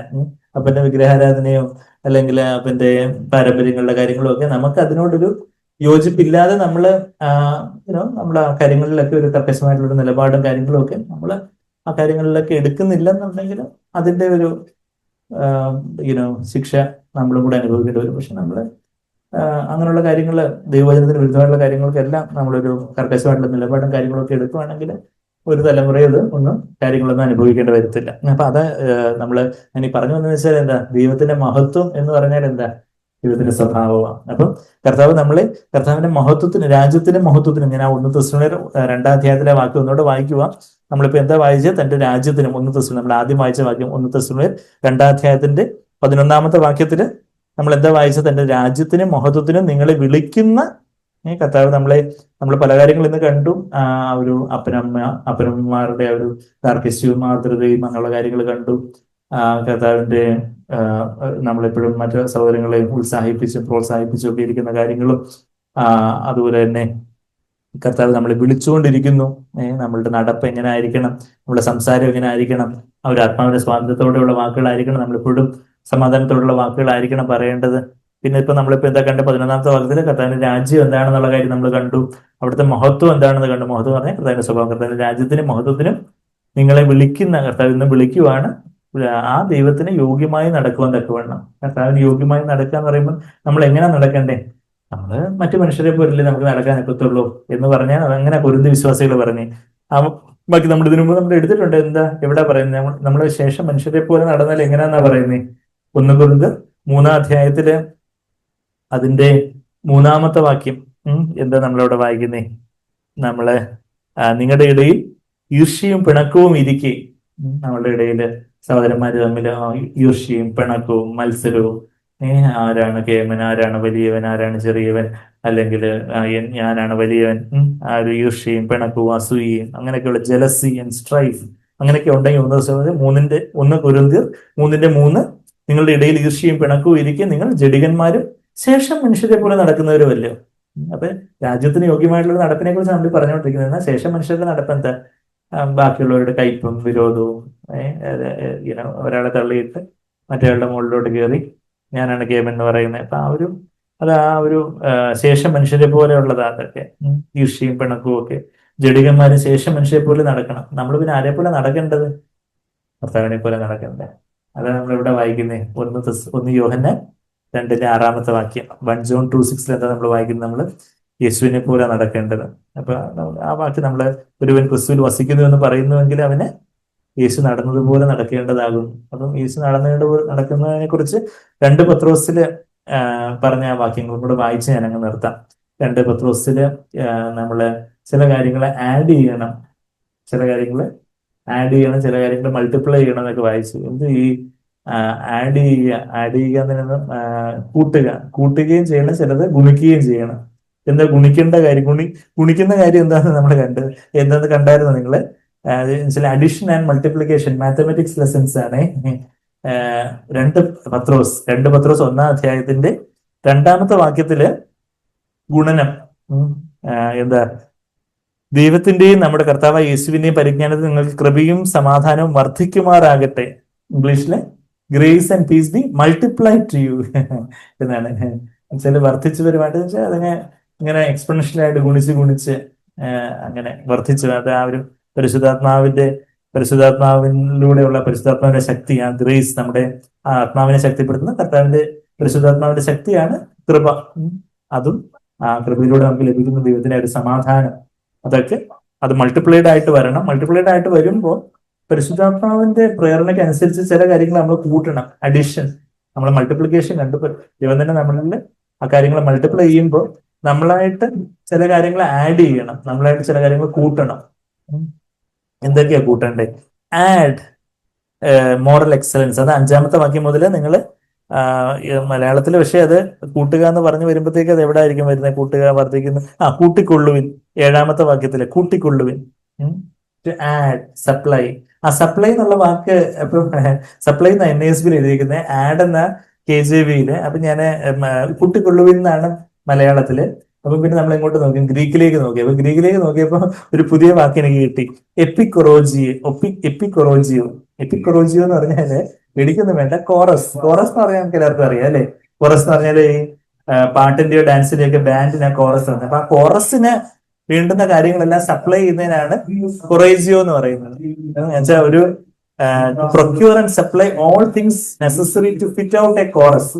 ഒരു കോറസ് എന്ന് പറയുമ്പോൾ എല്ലാവരും വളരെ സംബന്ധിച്ചുണ്ട്. ഇപ്പൊ ഒരു സംഗീതത്തിന്റെ ഒരു കോറസ്, ഒരു സിംഫണി ആണെങ്കിലും ഇതിൻ്റെതായ പല കാര്യങ്ങളൊക്കെ എല്ലാം ഏർപ്പാട് ചെയ്ത് എല്ലാം ഒരു സമഞ്ജസമായിട്ട് ബാലൻസ്ഡ് ആയിട്ട് കൊണ്ടുപോകണം. അതാണ് കോറസ്. അപ്പം അതിന് വേണ്ടുന്ന കാര്യങ്ങളൊക്കെ ഇങ്ങനെ സപ്ലൈ ചെയ്ത് വാങ്ങിച്ച് സപ്ലൈ ചെയ്തിന്റെ അതാണ് ലിറ്ററലായിട്ടുള്ള വാക്കിന്റെ മീനിങ്. കൊറേജിയോ, എപ്പിക് കൊറേജിയോ എന്ന് പറഞ്ഞാൽ, എപ്പി എന്ന് പറഞ്ഞാൽ അപ്പോൺ, എപ്പിസ്റ്റാക്സിസ് എന്നൊക്കെ അല്ലേ? ഫ്ലോ ഫ്രം എബവ് മുക്കി എന്നുള്ള ബ്ലഡ് ഫ്ലോയ്ക്ക് എപ്പിസ്റ്റാക്സിസ് എന്ന് പറഞ്ഞാൽ മുകളിൽ നിന്ന് മുക്കി എന്നുള്ളത്. എപ്പി എന്ന് പറഞ്ഞാൽ എബവ്, അപ്പോൺ എന്നുള്ള വാക്കാം. അപ്പൊ എപ്പിക് കൊറേജിയോ എന്ന് പറഞ്ഞാൽ അത് അധികമായിട്ട് സപ്ലൈ, ആഡ് എന്നുള്ളൊരു അർത്ഥം. അപ്പം അതായത് നമ്മുടെ ജീവിതത്തില് പരിശുദ്ധാത്മാവ് കൃപയും സമാധാനവും ഒക്കെ മൾട്ടിപ്ലൈ ചെയ്ത് ഗുണിച്ചുകൊണ്ട് വർദ്ധിച്ചു വരുവാൻ ഇടയാക്കും. നമ്മുടെ തന്നെ ദൈവമുമ്പാകെ സമർപ്പിച്ചുകൊണ്ടിരുന്ന. അപ്പോൾ നമ്മളായിട്ട് പറഞ്ഞാൽ നമ്മുടെ സ്വയശക്തിയിലല്ല, മറിച്ച് നമ്മളുടെ ഓരോ പ്രായോഗികമായിട്ടുള്ള ഒരു ജീവിത സാഹചര്യങ്ങളിൽ ദൈവത്തിന്റെ ദിവ്യ സ്വഭാവത്തിന് കുറവുള്ള ചില കാര്യങ്ങളെയൊക്കെ പരിശുദ്ധാത്മ നമുക്ക് കാണിച്ചു തരുമ്പോൾ, കർത്താവേ എനിക്ക് വിശ്വാസത്തിൽ കുറച്ചൊരു കുറവുണ്ട്, എനിക്ക് ഇന്ദ്രിയ ജീവിതത്തിൽ കുറച്ചൊരു കുറവുണ്ട്, പരിജ്ഞാനം, കർത്താവിനെ അറിയുന്ന അറിവിൽ എനിക്ക് കുറച്ചൊരു കുറവുണ്ട്, അതൊക്കെ ആഡ് ചെയ്യണം എന്ന് പറയുന്നത്. സ്ഥിരതയിൽ എനിക്ക് കുറച്ചൊരു കുറവുണ്ട്. സ്ഥിരത എന്ന് പറയുമ്പോൾ ഒരു സമയത്ത് ഞാൻ ഭയങ്കര കർത്താവിന് വേണ്ടി തീക്ഷ്ണതയോടെ നിൽക്കും, കുറച്ച് കഴിയുമ്പോഴത്തേക്കും തണുത്ത് പിന്നെ പൊടി പോലും ഇല്ല കണ്ടുപിടിക്കാൻ. ആളുടെ എന്ത് മീറ്റിങ്ങിനെ കാണുന്നില്ലല്ലോ, എന്ത് പറ്റി, ഇവിടെ ഉണ്ടോ അവിടെ ഉണ്ടോ, എന്ത് പറ്റി. അപ്പൊ സ്ഥിരത. അപ്പൊ കർത്താവ് എനിക്ക് കുറച്ചുകൂടെ സ്ഥിരതയോടെ കർത്താവിന് വേണ്ടി നിൽക്കാൻ എപ്പോഴും എന്റെ ഫീലിങ്സ്. ഏതോ ഒരു സഹോദരി സ്ത്രീകളോട് കഴിഞ്ഞ ദിവസം നമ്മുടെ ചർച്ച ഇവിടെ ഉള്ളതല്ല, ഇപ്പം സിസ്റ്റർ എനിക്ക് മീറ്റിംഗ് ബൈബിള് വായിക്കാൻ തോന്നുന്നില്ല, എനിക്ക് മീറ്റിംഗ് അറ്റൻഡ് ചെയ്യാൻ തോന്നുന്നില്ല. അപ്പൊ ശ്രീധ നമുക്ക് രാവിലെ പല്ല് തേക്കാൻ തോന്നിയിട്ടാണ് നമ്മൾ പല്ല് തേക്കുന്നത്, നമുക്ക് രാവിലെ അവിടെ കോളേജിൽ പോകാൻ തോന്നിയിട്ടാണ് കോളേജിൽ പോകുന്നത്. തോന്നിയത് ഇല്ലെന്ന് പോയാലേ പറ്റത്തുള്ളൂ. എനിക്ക് ഭക്ഷണം കഴിക്കാൻ തോന്നുന്നില്ല എന്ന് പറഞ്ഞിട്ട് ഭക്ഷണം കഴിക്കാതെ എന്ത് പറ്റും.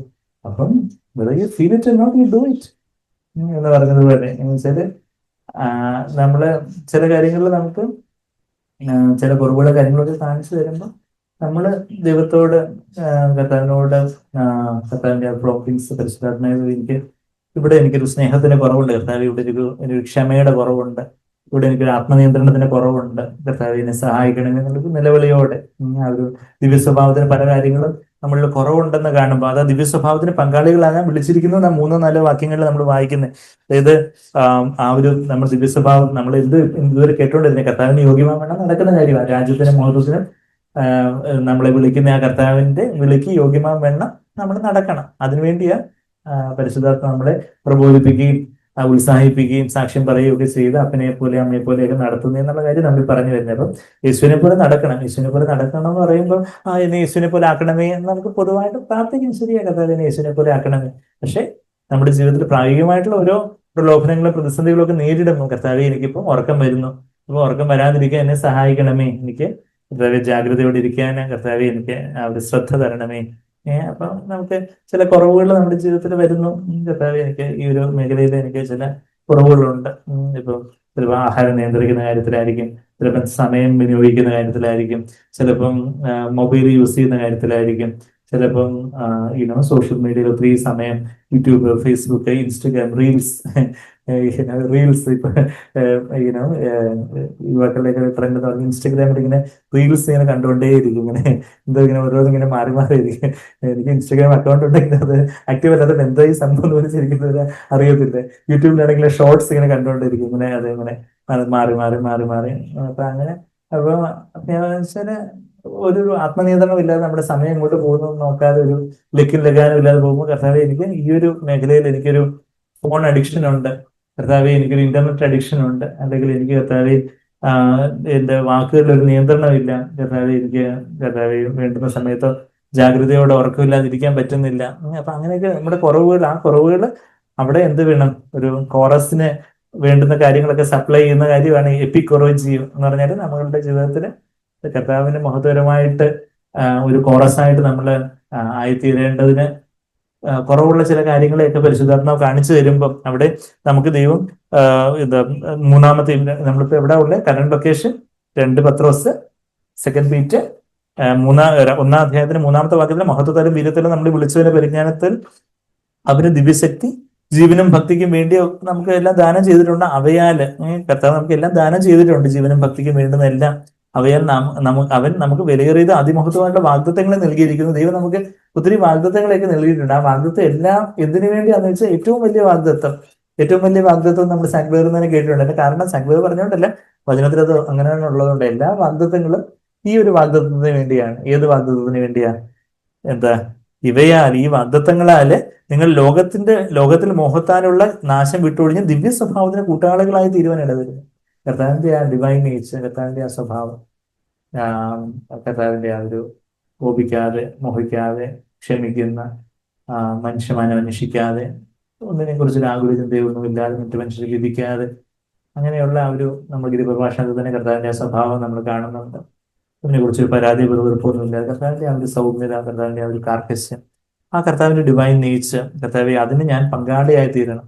എല്ലാ വാഗ്ദത്തങ്ങളും എനിക്ക് അതിനുവേണ്ടി തന്നിട്ടുണ്ട്. ഈ വിളിക്ക് യോഗ്യമാവേണ്ട നടക്കാനാ കർത്താവിന്റെ രാജ്യത്തിന്റെ മഹത്വത്തിനും എന്നെ വിളിക്കുന്ന ഒരു കർത്താവ് ഉണ്ടെന്ന്. അതിന് യോഗ്യമാവേണ്ട ഞാൻ ഓരോ ദിവസം ഞാൻ നടക്കാൻ തുടങ്ങുമ്പോൾ ചില കാര്യങ്ങളൊക്കെ എനിക്ക് കുറവുണ്ടെന്ന് മനസ്സിലാവും കർത്താവിന്റെ കൂടെ നടക്കാൻ തുടങ്ങുമ്പോൾ. അതുകൊണ്ട് എന്താ 5-ാമത്തെ വാക്യം, അത് നിമിത്തം തന്നെ നിങ്ങൾ സകല ഉത്സാഹവും കഴിച്ച്, നമ്മൾ ദൈവം യുനോ ചില ന്യൂസ് ഒരു സാധനോട് സംസാരിച്ചപ്പോൾ ദൈവത്തിന്റെ സ്നേഹത്തെക്കുറിച്ച് ഒരു വെളിപ്പാട് യുനോ സൗദിന് വേണമെന്ന് ഞാനിങ്ങനെ പറയുമ്പോൾ അപ്പൊ അത് ദൈവം വെളിപ്പെടുത്തിയാൽ എനിക്ക് കിട്ടും. അല്ലാതെ ഇപ്പൊ എങ്ങനെയല്ല ദൈവം ശരിയാണ്, ദൈവം വെളിപ്പെടുത്തിയാലേ ആ സ്നേഹത്തിന് വെളിപ്പാട് കിട്ടത്തില്ല. പക്ഷെ നമ്മളുടെ ഭാഗത്തുനിന്ന് നമ്മളൊരു കരച്ചിൽ നിലവിളിയും കർത്താവേ കർത്താവേ ഞാനൊരു ശിശുവിനെ ഹൃദയം ഇല്ലാത്തതുകൊണ്ടാണല്ലോ എനിക്ക് വെളിപ്പാട് കിട്ടാത്തത്. ജ്ഞാനികളെയും വിവേകികളെയൊക്കെ മറച്ചു വെച്ച് കർത്താവ് ശിശുക്കൾക്ക് വെളിപ്പെടുത്തുന്ന കർത്താവ്. അതുകൊണ്ട് അതായത് 11:25 അതാണ് നമ്മൾ വായിക്കുന്നത്. അതുകൊണ്ട് കർത്താവേ എനിക്ക് കർത്താവേ ആ ഒരു അവിടുത്തെ സ്നേഹത്തെ എനിക്ക് വേണ്ടവണ്ണം അറിയത്തില്ല. അതുകൊണ്ട് സകല ഉത്സാഹവും കഴിച്ച്, അതാ ഞാനീ പറഞ്ഞത്, അപ്ലൈങ് ഓൾ ഡിലിജൻസ്. നമ്മുടെ ജീവിതത്തിലൊരു കർത്താവ് അങ്ങനെ നടത്തിക്കൊള്ളൂ, എങ്ങനെയെങ്കിലുമൊക്കെ പോട്ടെ, അങ്ങനെ വരുന്ന വഴിയെ കാണാം എന്നുള്ള രീതിയിലല്ല, മറിച്ച് കർത്താവേ എൻ്റെ ജീവിതത്തിൽ ഒരു ആത്മീയ ജീവിതത്തിൽ എനിക്കൊരു ഉത്സാഹം, ആത്മീയ ജീവിതത്തിൽ മാത്രമല്ല, ഓഫ്കോഴ്സ് ആത്മീയ ജീവിതത്തിൽ ഉത്സാഹം ഉണ്ടെങ്കിൽ നമ്മുടെ ഭൗതികമായിട്ടുള്ള നമ്മുടെ ജോലിയുടെ കാര്യത്തിലും പഠിത്തത്തിന്റെ കാര്യത്തിലും എല്ലാ കാര്യത്തിലും ഒക്കെ അവിടെ ഒരു ഉത്സാഹം, അപ്ലൈങ് ഓൾ ഡിലിജൻസ് എന്ന് വെച്ചാൽ ഒരു നമ്മളിങ്ങനെ പഴമിഴുങ്ങി ഇങ്ങനെ ഒരു ഒന്നുമില്ലാതെ അയ്യോ എന്തോ എന്നെ അവിടെ എല്ലാവരും കരുണ തോന്നണേ എന്നുള്ളതല്ല, മറിച്ച് ഒരു ഉത്സാഹത്തോടെ അപ്ലൈങ് ഓൾ ഡിലിജൻസ്, ആ ഒരു ഉത്സാഹത്തോടെ എല്ലാ അത് നമ്മൾ നിങ്ങൾ സകല ഉത്സാഹം കഴിച്ച് നിങ്ങളുടെ വിശ്വാസത്തോട്, നമുക്ക് ദൈവം തന്ന കർത്താവിലുള്ള ഒരു വിശ്വാസമുണ്ട്, പരിശുദ്ധാത്മയുടെ ഫലമായിട്ടുള്ള കർത്താവിലുള്ള വിശ്വാസത്തോടെ നമ്മൾ എന്താ വീര്യം ആഡ് ചെയ്യണം. വീര്യം എന്ന് പറയുമ്പോൾ മോറൽ എക്സലൻസ്. ആ ഒരു വീര്യം എന്നൊക്കെ പറയുമ്പോൾ എന്തോ നമ്മളെന്തോ വീര്യശൂര പരാക്രമി, വീര്യം എന്നുള്ള ആ ഒരു വാക്ക് അരീറ്റെ എന്നുള്ളൊരു വാക്ക്, virtue, moral goodness, moral excellence, as modesty, purity, ആ ഒരു എന്താ ഏറ്റവും ഏറ്റവും ഒരു നല്ല കർത്താവിന്റെ ആ ഒരു സ്വഭാവം, മൊറാലിറ്റി, സദാചാര മാർഗം, ആ ഒരു വീര്യം, അത് വിശ്വാസത്തോടെ വീര്യവും വീര്യത്തോടെ പരിജ്ഞാനം ഗ്നോസിസ് എന്ന് പറഞ്ഞാൽ അറിയുക, കർത്താവിനെ അറിയുന്ന ഒരു പരിജ്ഞാനം, യേശുവിനെ ആത്മമണവാളനായിട്ട് നമ്മുടെ സ്വർഗീയ പിതാവിനെ സ്വന്തം അപ്പച്ചനായിട്ട് അറിയുന്ന ഒരു പരിജ്ഞാനം ആഡ് ചെയ്യണം. ഇപ്പൊ ഓരോ സമയത്ത് കർത്താവ് എനിക്ക് ഇവിടെ വീര്യത്തിൽ, മോറൽ എക്സലൻസിൽ കുറച്ചൊരു കുറവുണ്ട്, കർത്താവ് ആ വീര്യമൊക്കെ പരിശുദ്ധാത്മാവ് നമുക്ക് ആ ഓരോ സമയത്തും ആ കുറവുകൾ കാണുമ്പോൾ നമ്മൾ കർത്താവിനോട് പ്രാർത്ഥിക്കുന്നു, പരിശുദ്ധാത്മാവിനെ നമുക്ക് ആ കാര്യങ്ങൾ ആഡ് ചെയ്യാൻ സഹായിക്കുന്നു. അപ്പം എന്താ വീര്യത്തോട് പരിജ്ഞാനത്തോട് ഇന്ദ്രിയജയം, കർത്താവ് എൻ്റെ കണ്ണ് നിയന്ത്രിക്കാൻ, എൻ്റെ നാക്ക് നിയന്ത്രിക്കാൻ, എൻ്റെ ചിന്തകളെ നിയന്ത്രിക്കാനൊക്കെ എനിക്ക് ഇന്ദ്രിയജയം വേണം. അതാ self control, and in your knowledge self control. ഗലാത്യർ 5:23 നമ്മളെന്താ ഇന്ദ്രിയജയം പരിശുദ്ധാത്മാവിന്റെ ഫലമായിട്ട് നമ്മൾ കാണുന്നുണ്ട്. ഇന്ദ്രിയജയത്തോടെ സ്ഥിരതയും. ഒരു സമയത്ത് ഞാൻ വലിയ ആളാ, ഒരു സമയത്ത് വീണ്ടുതാ കിടക്കുന്നു ദരിദ്രയിൽ, ഞാൻ വീണുപോയി, അതുകൊണ്ട് കർത്താവ് എന്നെ സ്നേഹിക്കുന്നില്ല എന്ന് പറഞ്ഞ് പരാതി വെറുപ്പായു, ആരെങ്കിലും എന്നോട് കരുണ തോന്നണേ, സഹതപിക്കണേ എന്ന് പറഞ്ഞൊരു സ്ഥിരതയില്ലാത്ത അവസ്ഥയിൽ കർത്താവ് എനിക്ക് സ്ഥിരതയോടെ, കർത്താവ് വീണാലും എഴുന്നേറ്റും ഞാൻ അങ്ങ് സ്ഥിരതയോട് ഓടും. ആ ഒരു സ്ഥിരതയോട് പിന്നെന്ത് വേണം? ഏഴാമത്തെ ഭാഗം ഗോഡ്ലിനെസ്, ആ ഒരു ഭക്തി. അതാ നമ്മൾ വായിക്കുന്നത്. സെൽഫ് കൺട്രോൾ, പെർസിവറൻസ് അസ്ഥിരത, പിന്നെ ഗോഡ്ലിനെസ് യുസേബിയ. ഗോഡ്ലിനെസ് എന്ന് പറയുമ്പോൾ reverence, respect, piety towards God. Godliness ആ ഒരു ദൈവഭക്തി, ദൈവഭയം, അതാ ഭക്തി, ആ ഒരു കർത്താവിനോടുള്ള ഒരു ഭയഭക്തി, ബഹുമാനം, ആ ഭക്തി ആഡ് ചെയ്യണം. ഭക്തിയോട് സഹോദര പ്രീതി, സഹോദരങ്ങളെ സ്വന്തം സഹോദരങ്ങളായിട്ട് സഹോദരൻ എന്നുള്ള ആ വാക്ക് തന്നെ ഒരേ ഉദരത്തിൽ നിന്നുള്ളവൻ, ഒരു അമ്മയുടെ ഗർഭപാത്രത്തിൽ നിന്ന്, ആ ഒരു ഗ്രീക്കിലും അതേ വാക്ക് തന്നെ അഡൽഫോസ് എന്നുള്ള ആ ഒരു പദമൊക്കെ ആ ഒരു സഹോദരൻ, കർത്താവിന്റെ കൂട്ടു സഹോദരങ്ങളായിട്ട് ദൈവം എനിക്ക് തന്നിട്ടുള്ള സഭയിലെ ഞങ്ങളുടെ സഹോദരങ്ങളെ, കൂട്ടു സഹോദരങ്ങളെ ഒക്കെ അവരോടുള്ള ഒരു സഹോദര പ്രീതി. ഫിലാഡൽഫിയ എന്നുള്ള വാക്ക് അവിടെ, ഫിലാഡൽഫിയ എന്ന് പറഞ്ഞാല് ഫിലിയോ എന്ന് പറഞ്ഞാൽ സ്നേഹം, അഡൽഫോസ് എന്ന് പറഞ്ഞാല് സഹോദരൻ. അപ്പൊ സഹോദര പ്രീതി, പിന്നെ സഹോദര പ്രീതിയോട് എന്ത് ആഡ് ചെയ്യണം? സ്നേഹം. ചില സമയത്ത് കർത്താവെ അങ്ങെപ്പോലെ എനിക്ക് അത്ര സ്നേഹമൊന്നും ഇല്ല കർത്താവെ, അങ്ങനെ അങ്ങ് സ്നേഹിച്ചതുപോലെ പരസ്പരം സ്നേഹിക്കണമെന്നാണല്ലോ, എനിക്ക് സ്നേഹത്തിൽ ഒത്തിരി കുറവുണ്ട്. അപ്പം ദൈവം അത് കാണിച്ചു തരുമ്പോൾ കർത്താവിനോട് പരിശുദ്ധാത്മാവിനോട് പ്രാർത്ഥിച്ച് മമ മണാള നിറയുന്ന നിൻ സ്നേഹത്താൽ എന്നുള്ള നേരം എന്നൊക്കെ നമ്മൾ പാടിയത് കർത്താവത്തെ സ്നേഹത്താൽ നിറയ്ക്കണം, സ്നേഹവും കൂട്ടിക്കൊള്ളുവിൻ. ഇവയിൽ നിങ്ങൾ വർദ്ധിച്ചു വരുന്നുവെങ്കിൽ നിങ്ങൾ കുരുടനോ ഷോർട്ട് സൈറ്റഡോ ഒന്നും അല്ല. നിങ്ങള് ഷോർട്ട് സൈറ്റഡ് ആണെങ്കിൽ ഒഫ്താൽമോളജിസ്റ്റിനെ ആക്ഷരികമായ ഷോർട്ട് സൈറ്റിന് കൊണ്ടുപോയി കാണിക്കണം. എന്നാൽ ഇവിടെ ആത്മീയമായിട്ടുള്ള ഷോർട്ട് സൈറ്റ് എന്ന് പറഞ്ഞാൽ എന്താ? ഇപ്പോഴത്തെ കാര്യം മാത്രം, ഹ്രസ്വദൃഷ്ടി എന്ന് പറഞ്ഞാൽ ഇപ്പോൾ ഉള്ള കാര്യം മാത്രമേ നമുക്ക് കാണാൻ പറ്റുന്നുള്ളൂ.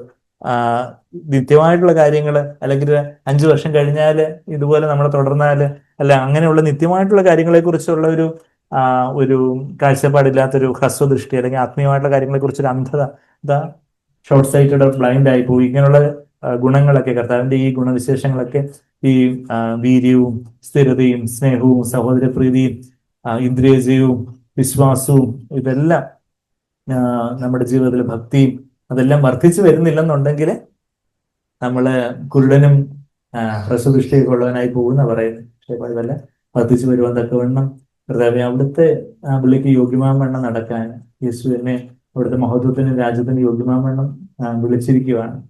കർത്താവെ ആ ഒരു മാന്യതയോടെ കർത്താവെ എൻ്റെ ചിന്തകളാവട്ടെ, എൻ്റെ വാക്കുകളാവട്ടെ, പ്രവൃത്തികളാവട്ടെ, എന്നെ കാണുന്നവർക്ക് ഞാൻ കർത്താവിന്റെ മുമ്പിൽ വന്ന് കർത്താവിനെ മറച്ചു വെക്കുന്നവനല്ല, മറിച്ച് കർത്താവെ എൻ്റെ ആ സ്വയം, എൻ്റെ ജഡം, എൻ്റെ അതെല്ലാം, എൻ്റെ ആ സ്വയജീവൻ, സ്വയബലം ഒക്കെ എന്നെ തകർക്കപ്പെട്ട് സംസാരിക്കുമ്പോൾ കർത്താവെ മറ്റുള്ളവർക്ക് കർത്താവിനെ കേൾക്കുവാൻ ഇടയാവണം.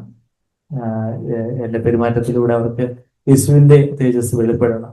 അവർക്ക് യേശുവിൻ്റെ ആശ്വാസം, യേശുവിൻ്റെ കാർക്കശ്യം എന്താണെന്ന് മനസ്സിലാവണം. അതിനായിട്ട് യേശുവെ അങ്ങേപ്പോലെ എന്നെ ആക്കണമേ എന്നുള്ള ആ ഒരു വലിയ ദാഹത്തോടെ നമുക്ക് പ്രാർത്ഥനയോടെ ആയിരിക്കാം. കർത്താവ് ഈ മധ്യജടത്തിൽ വന്ന് എനിക്ക് മുന്നോടിയായി പോയി എന്നുള്ള കാര്യങ്ങളൊക്കെ നമ്മൾ കാണുന്നുണ്ട്. ഓരോ വരികളുമൊക്കെ നമ്മൾ പാടുമ്പോൾ യേശുവെ അങ്ങേപ്പോലെ എന്നെ ആക്കി തീർക്കണമേ എന്നുള്ളൊരു പ്രാർത്ഥന, ആ ഒരു കരച്ചിൽ നമ്മുടെ ഹൃദയത്തിൽ നിറയട്ടെ. കർത്താവിനെ അധികമായിട്ട് അങ്ങേപ്പോലെ ആക്കി തീർക്കണം. അവിടുത്തെ ആ മഹത്വം തേജസ്സിനെ അതിനെ നിറയ്ക്കണം. അവിടുത്തെ ദിവ്യ സ്വഭാവം എന്നിൽ ആഴമായിട്ട് പതിക്കണം. അതൊരു പ്രാർത്ഥനയായിട്ട് സമർപ്പണത്തോടെ നമുക്ക് പാടാം. സ്നേഹം പാപിയിൽ മുൻപ് എന്നെയും തേടി വന്നു, ഈ സ്നേഹമൂർത്തിൽ നിന്നും ഞാൻ നന്ദിയാൽ പാടിയിടുമേ. യേശുവേ അങ്ങേ പോലാകാൻ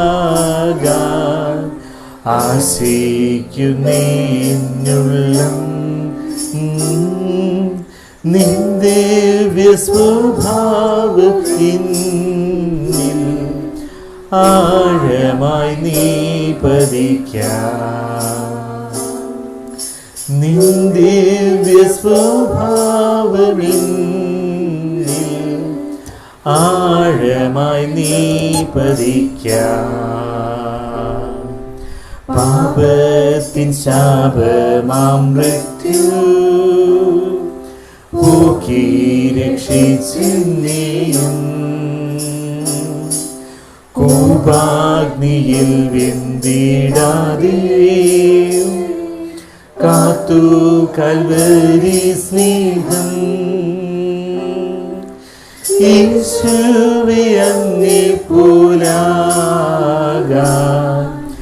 ആശിക്കുന്നേ എന്നുള്ളം, നിൻ ദിവ്യ സ്വഭാവമിൻ ആഴമായി നീ പതിക്കാം. കാൽച്ചുവടുകൾ പിൻപറ്റാൻ നൽമാതൃക നൽകി നീ, മധ്യജഡത്തിൽ നീ നാഥ മുന്നോടിയായി നിൽക്കാൻ. യേശുവേ അങ്ങേ പോലാകാൻ ആശിക്കുന്നേ എന്നുള്ളം, നിൻ ദിവ്യ സ്വഭാവമിൻ ആഴമായി നീ പതിക്കാം. കഷ്ടം സഹിച്ചു ജഡത്തിൽ വിട്ടൊഴിഞ്ഞു നീ പാപം, ദുഷ്ടത ദ്വേഷിച്ചു ഞാനും നിന്മാർഗെ പിൻഗമിക്കും. യേശുവേ അങ്ങേ പോലാകാൻ ആശിക്കുന്നേ എന്നുള്ളം, നിൻ ദിവ്യ സ്വഭാവമിൻ ആഴമായി നീ പതിക്കാം. മുൻപിലായി കാണും സന്തോഷം ഓർത്തപമാനമേൽക്കും.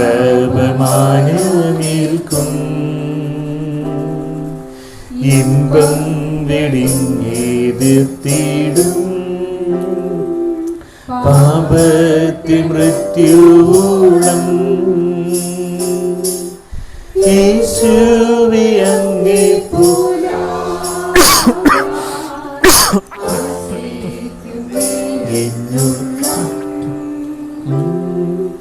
നിന്റെ സ്വഭാവമിന്നിൽ ആഴമായി നീ പതിക്കാം. പാപത്തിൻ ശിക്ഷ നീ ഏറ്റു ഏൽപ്പിച്ചു നിന്നെ തന്നെ. മറ്റുള്ളോർ കുറ്റം വഹിപ്പാൻ കെൽപ്പുള്ളനാക്കിന്നെയും.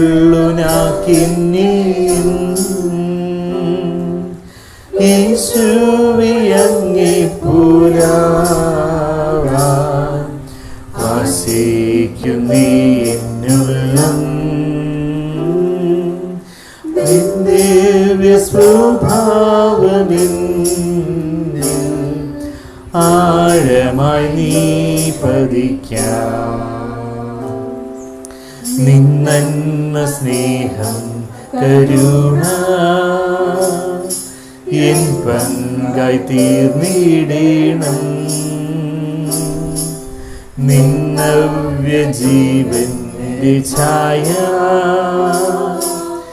എന്നിൽ നീ നൽകനാഥ. യേശുവേ അങ്ങേ പോലാകാൻ ആശിക്കുന്നേ എന്നുള്ളം. നിന്റെ സ്വഭാവമെന്നിൽ ആഴമായി നീ പതിക്കാം. കാലങ്ങൾ തീർന്നു മുൻപേ വേലയെ ജീവിപ്പിക്കാം. ഈ ലോകം ഞാൻ വീടും നാളിൽ ഭോഷനായി തീർന്നിടല്ലേ. യേശുവേ അങ്ങേ പോലാകാൻ ആശിക്കുന്നേ എന്നുള്ളം. നിന്റെ സ്വഭാവമെന്നിൽ ആഴമായി നീ പതിക്കാം. നെറ്റിയിൽ കുഞ്ഞാടിൻ നാമം ഭോഷ്കില്ലവർമായിൽഹ.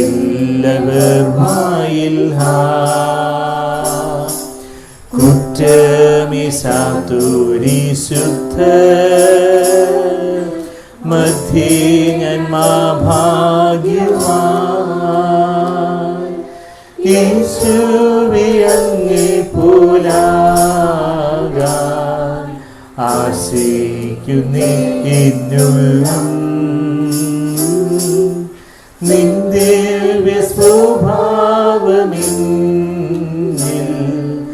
ആഴമായി നീ പതിക്കാം. നിന്റെ സ്വഭാവമെന്നിൽ ആഴമായി നീ പതിക്കാം. അതെ കർത്താവേ, അവിടുത്തെ സ്വഭാവം അതെ അങ്ങേ പോലെ ഞങ്ങളെ ആക്കി തീർക്കണം. ആഴത്തിലത് പതിപ്പിക്കുവാൻ കർത്താവേ പരിശുദ്ധാത്മാവിന് മാത്രമേ കഴിയുകയുള്ളൂ. അവിടുത്തെ ആ പരിശുദ്ധാത്മാവിൻ്റെ വിരലുകൊണ്ട്, പരിശുദ്ധാത്മാവാകുന്ന വിരലുകൊണ്ട് കർത്താവേ അവിടുന്ന് ഞങ്ങളുടെ ഹൃദയപലകമേൽ യേശുവേ അവിടുത്തെ ആ കൃപയും സത്യവും നിറഞ്ഞ ആ മഹത്വം, ആ തേജസ് ഞങ്ങളിൽ എഴുതി ചേർക്കണമെന്ന് പ്രാർത്ഥിക്കുന്നു.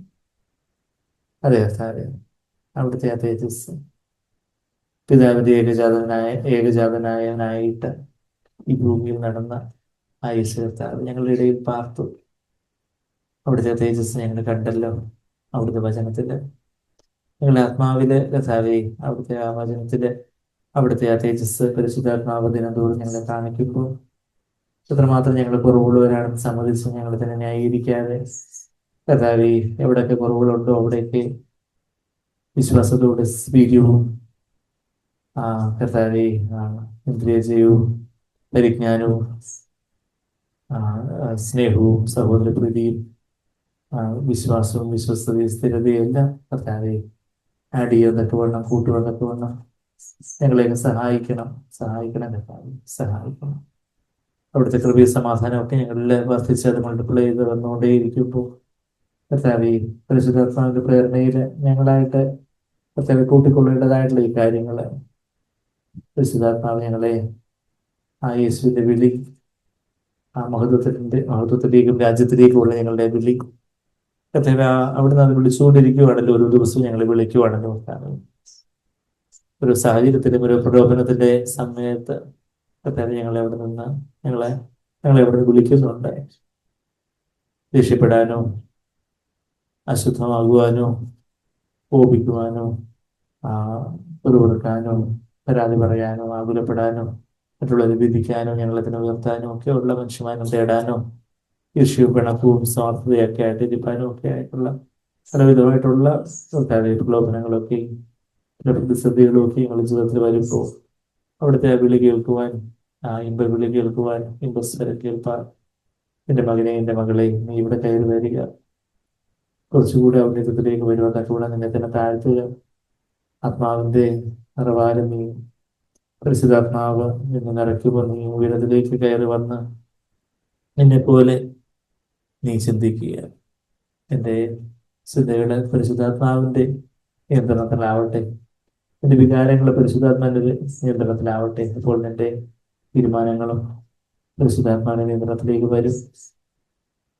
അപ്പോൾ എന്ത് പറയണം, എന്ത് ചിന്തിക്കണം, എന്ത് പറയണം, എന്ത് ചെയ്യണം എന്നൊക്കെ ഞാൻ നിനക്ക് കാണിച്ചു തരാം. അതുപോലെ ഞാൻ എങ്ങനെ ചെയ്യുമോ, ഞാൻ എങ്ങനെ പറയൂ, ഞാൻ എങ്ങനെ ചിന്തിക്കൂ, അതുപോലൊക്കെ ചെയ്യുവാൻ നിനക്ക് സാധിക്കും. അതെ, ഉത്സാഹിപ്പിക്കുന്ന ആസ്പര്യത്തേക്ക് ഒന്ന് കേൾക്കാം.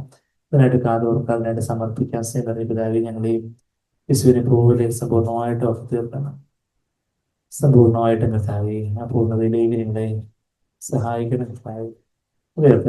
സമ്പൂർണ്ണമായിട്ടുള്ള പരിപൂർണത ഇവിടുത്തെ വരവെങ്കിലാണെങ്കിൽ പോലും കർത്താവേ വർദ്ധിച്ചു വരുന്നൊരു പൂർണ്ണത ഞങ്ങൾക്ക് അവിടുന്ന് തരുന്ന വെളിച്ചത്തിൽ കർത്താവേ കൂടുതൽ പൂർണ്ണതയിലേക്ക് വരുവാൻ, അവിടുന്ന് അധികം വെളിച്ചം തരുമ്പോൾ അവിടെ ഒരു പൂർണ്ണത പ്രാപിക്കുവാനും, ഓരോ ക്ലാസ്സിലും 100% വാങ്ങിക്കുവാനും, പ്രൊമോട്ടഡ് ആയിട്ട് അടുത്ത ക്ലാസ്സിലേക്ക് പോകുമ്പോൾ അവിടെയും കർത്താവെ 100% വാങ്ങിക്കുവാൻ, യേശുവിനെ പോലെ തേജസ്സിലേക്ക് അവിടുത്തെ അതേ സ്വരൂപത്തിലേക്ക് കർത്താവെ രൂപപ്പെടുവാൻ ഞങ്ങളെ സഹായിക്കണമെന്ന് പ്രാർത്ഥിക്കും. നന്ദി കർത്താവെ, നന്ദി. ഞങ്ങളുടെ കുഞ്ഞുങ്ങളെ ചെറുപ്പക്കാരെയും സ്പെഷ്യലായിട്ട് പ്രത്യേകിച്ചും സഹായിക്കണമെന്ന് പ്രാർത്ഥിക്കും. രോഗത്തോടെ രൂപപ്പെടാതെ കർത്താവെയും അങ്ങേക്ക് പ്രസാദകരമായിട്ട് ജീവിക്കാൻ ഞങ്ങൾ ഒത്തിരി സഹായിച്ചതിന്റെ പ്രാർത്ഥനയായിട്ട് സ്തുതിക്കുന്നു. നന്ദി കർത്താവെ, നന്ദി. പ്രാർത്ഥനയായിട്ട് നന്ദി പറയുന്നു. അവിടെ ഞങ്ങൾ നിറച്ചതിനായിട്ട് നന്ദി പറയുന്നു. നമുക്ക് സ്തുതിക്കാൻ നന്ദി കർത്താവെ, നന്ദി. ഹല്ലേലൂയ, ഹല്ലേലൂയ. Thank you father, we praise you lord. സ്തുതിക്കുന്നു. ഹല്ലേലൂയ, thank you father, thank you. നന്ദി കർത്താവെ, നന്ദി. ഞങ്ങളെ അവിടുന്ന് അധികമായിട്ട് നിറച്ചു. ഞങ്ങളെ നടത്താൻ പോകുന്ന ഒന്ന് സ്തുതിക്കുന്നു. ഞങ്ങൾ വിശ്വാസത്തോടെ ഞങ്ങൾ സ്തുതിക്കുന്നു, നന്ദി പറയുന്നു, പ്രാർത്ഥിക്കുന്നു. പ്രാർത്ഥന ഞങ്ങളുടെ പ്രാർത്ഥനയുടനായിട്ട് നന്ദി പറയുന്നു. യേശുവിനെ പ്രാർത്ഥനയുടെ സ്തുതിക്കുന്ന എല്ലാ യേശുവിന്റെ വിളികളെ മാതൃകകൾ നമുക്ക് ആമേൻ.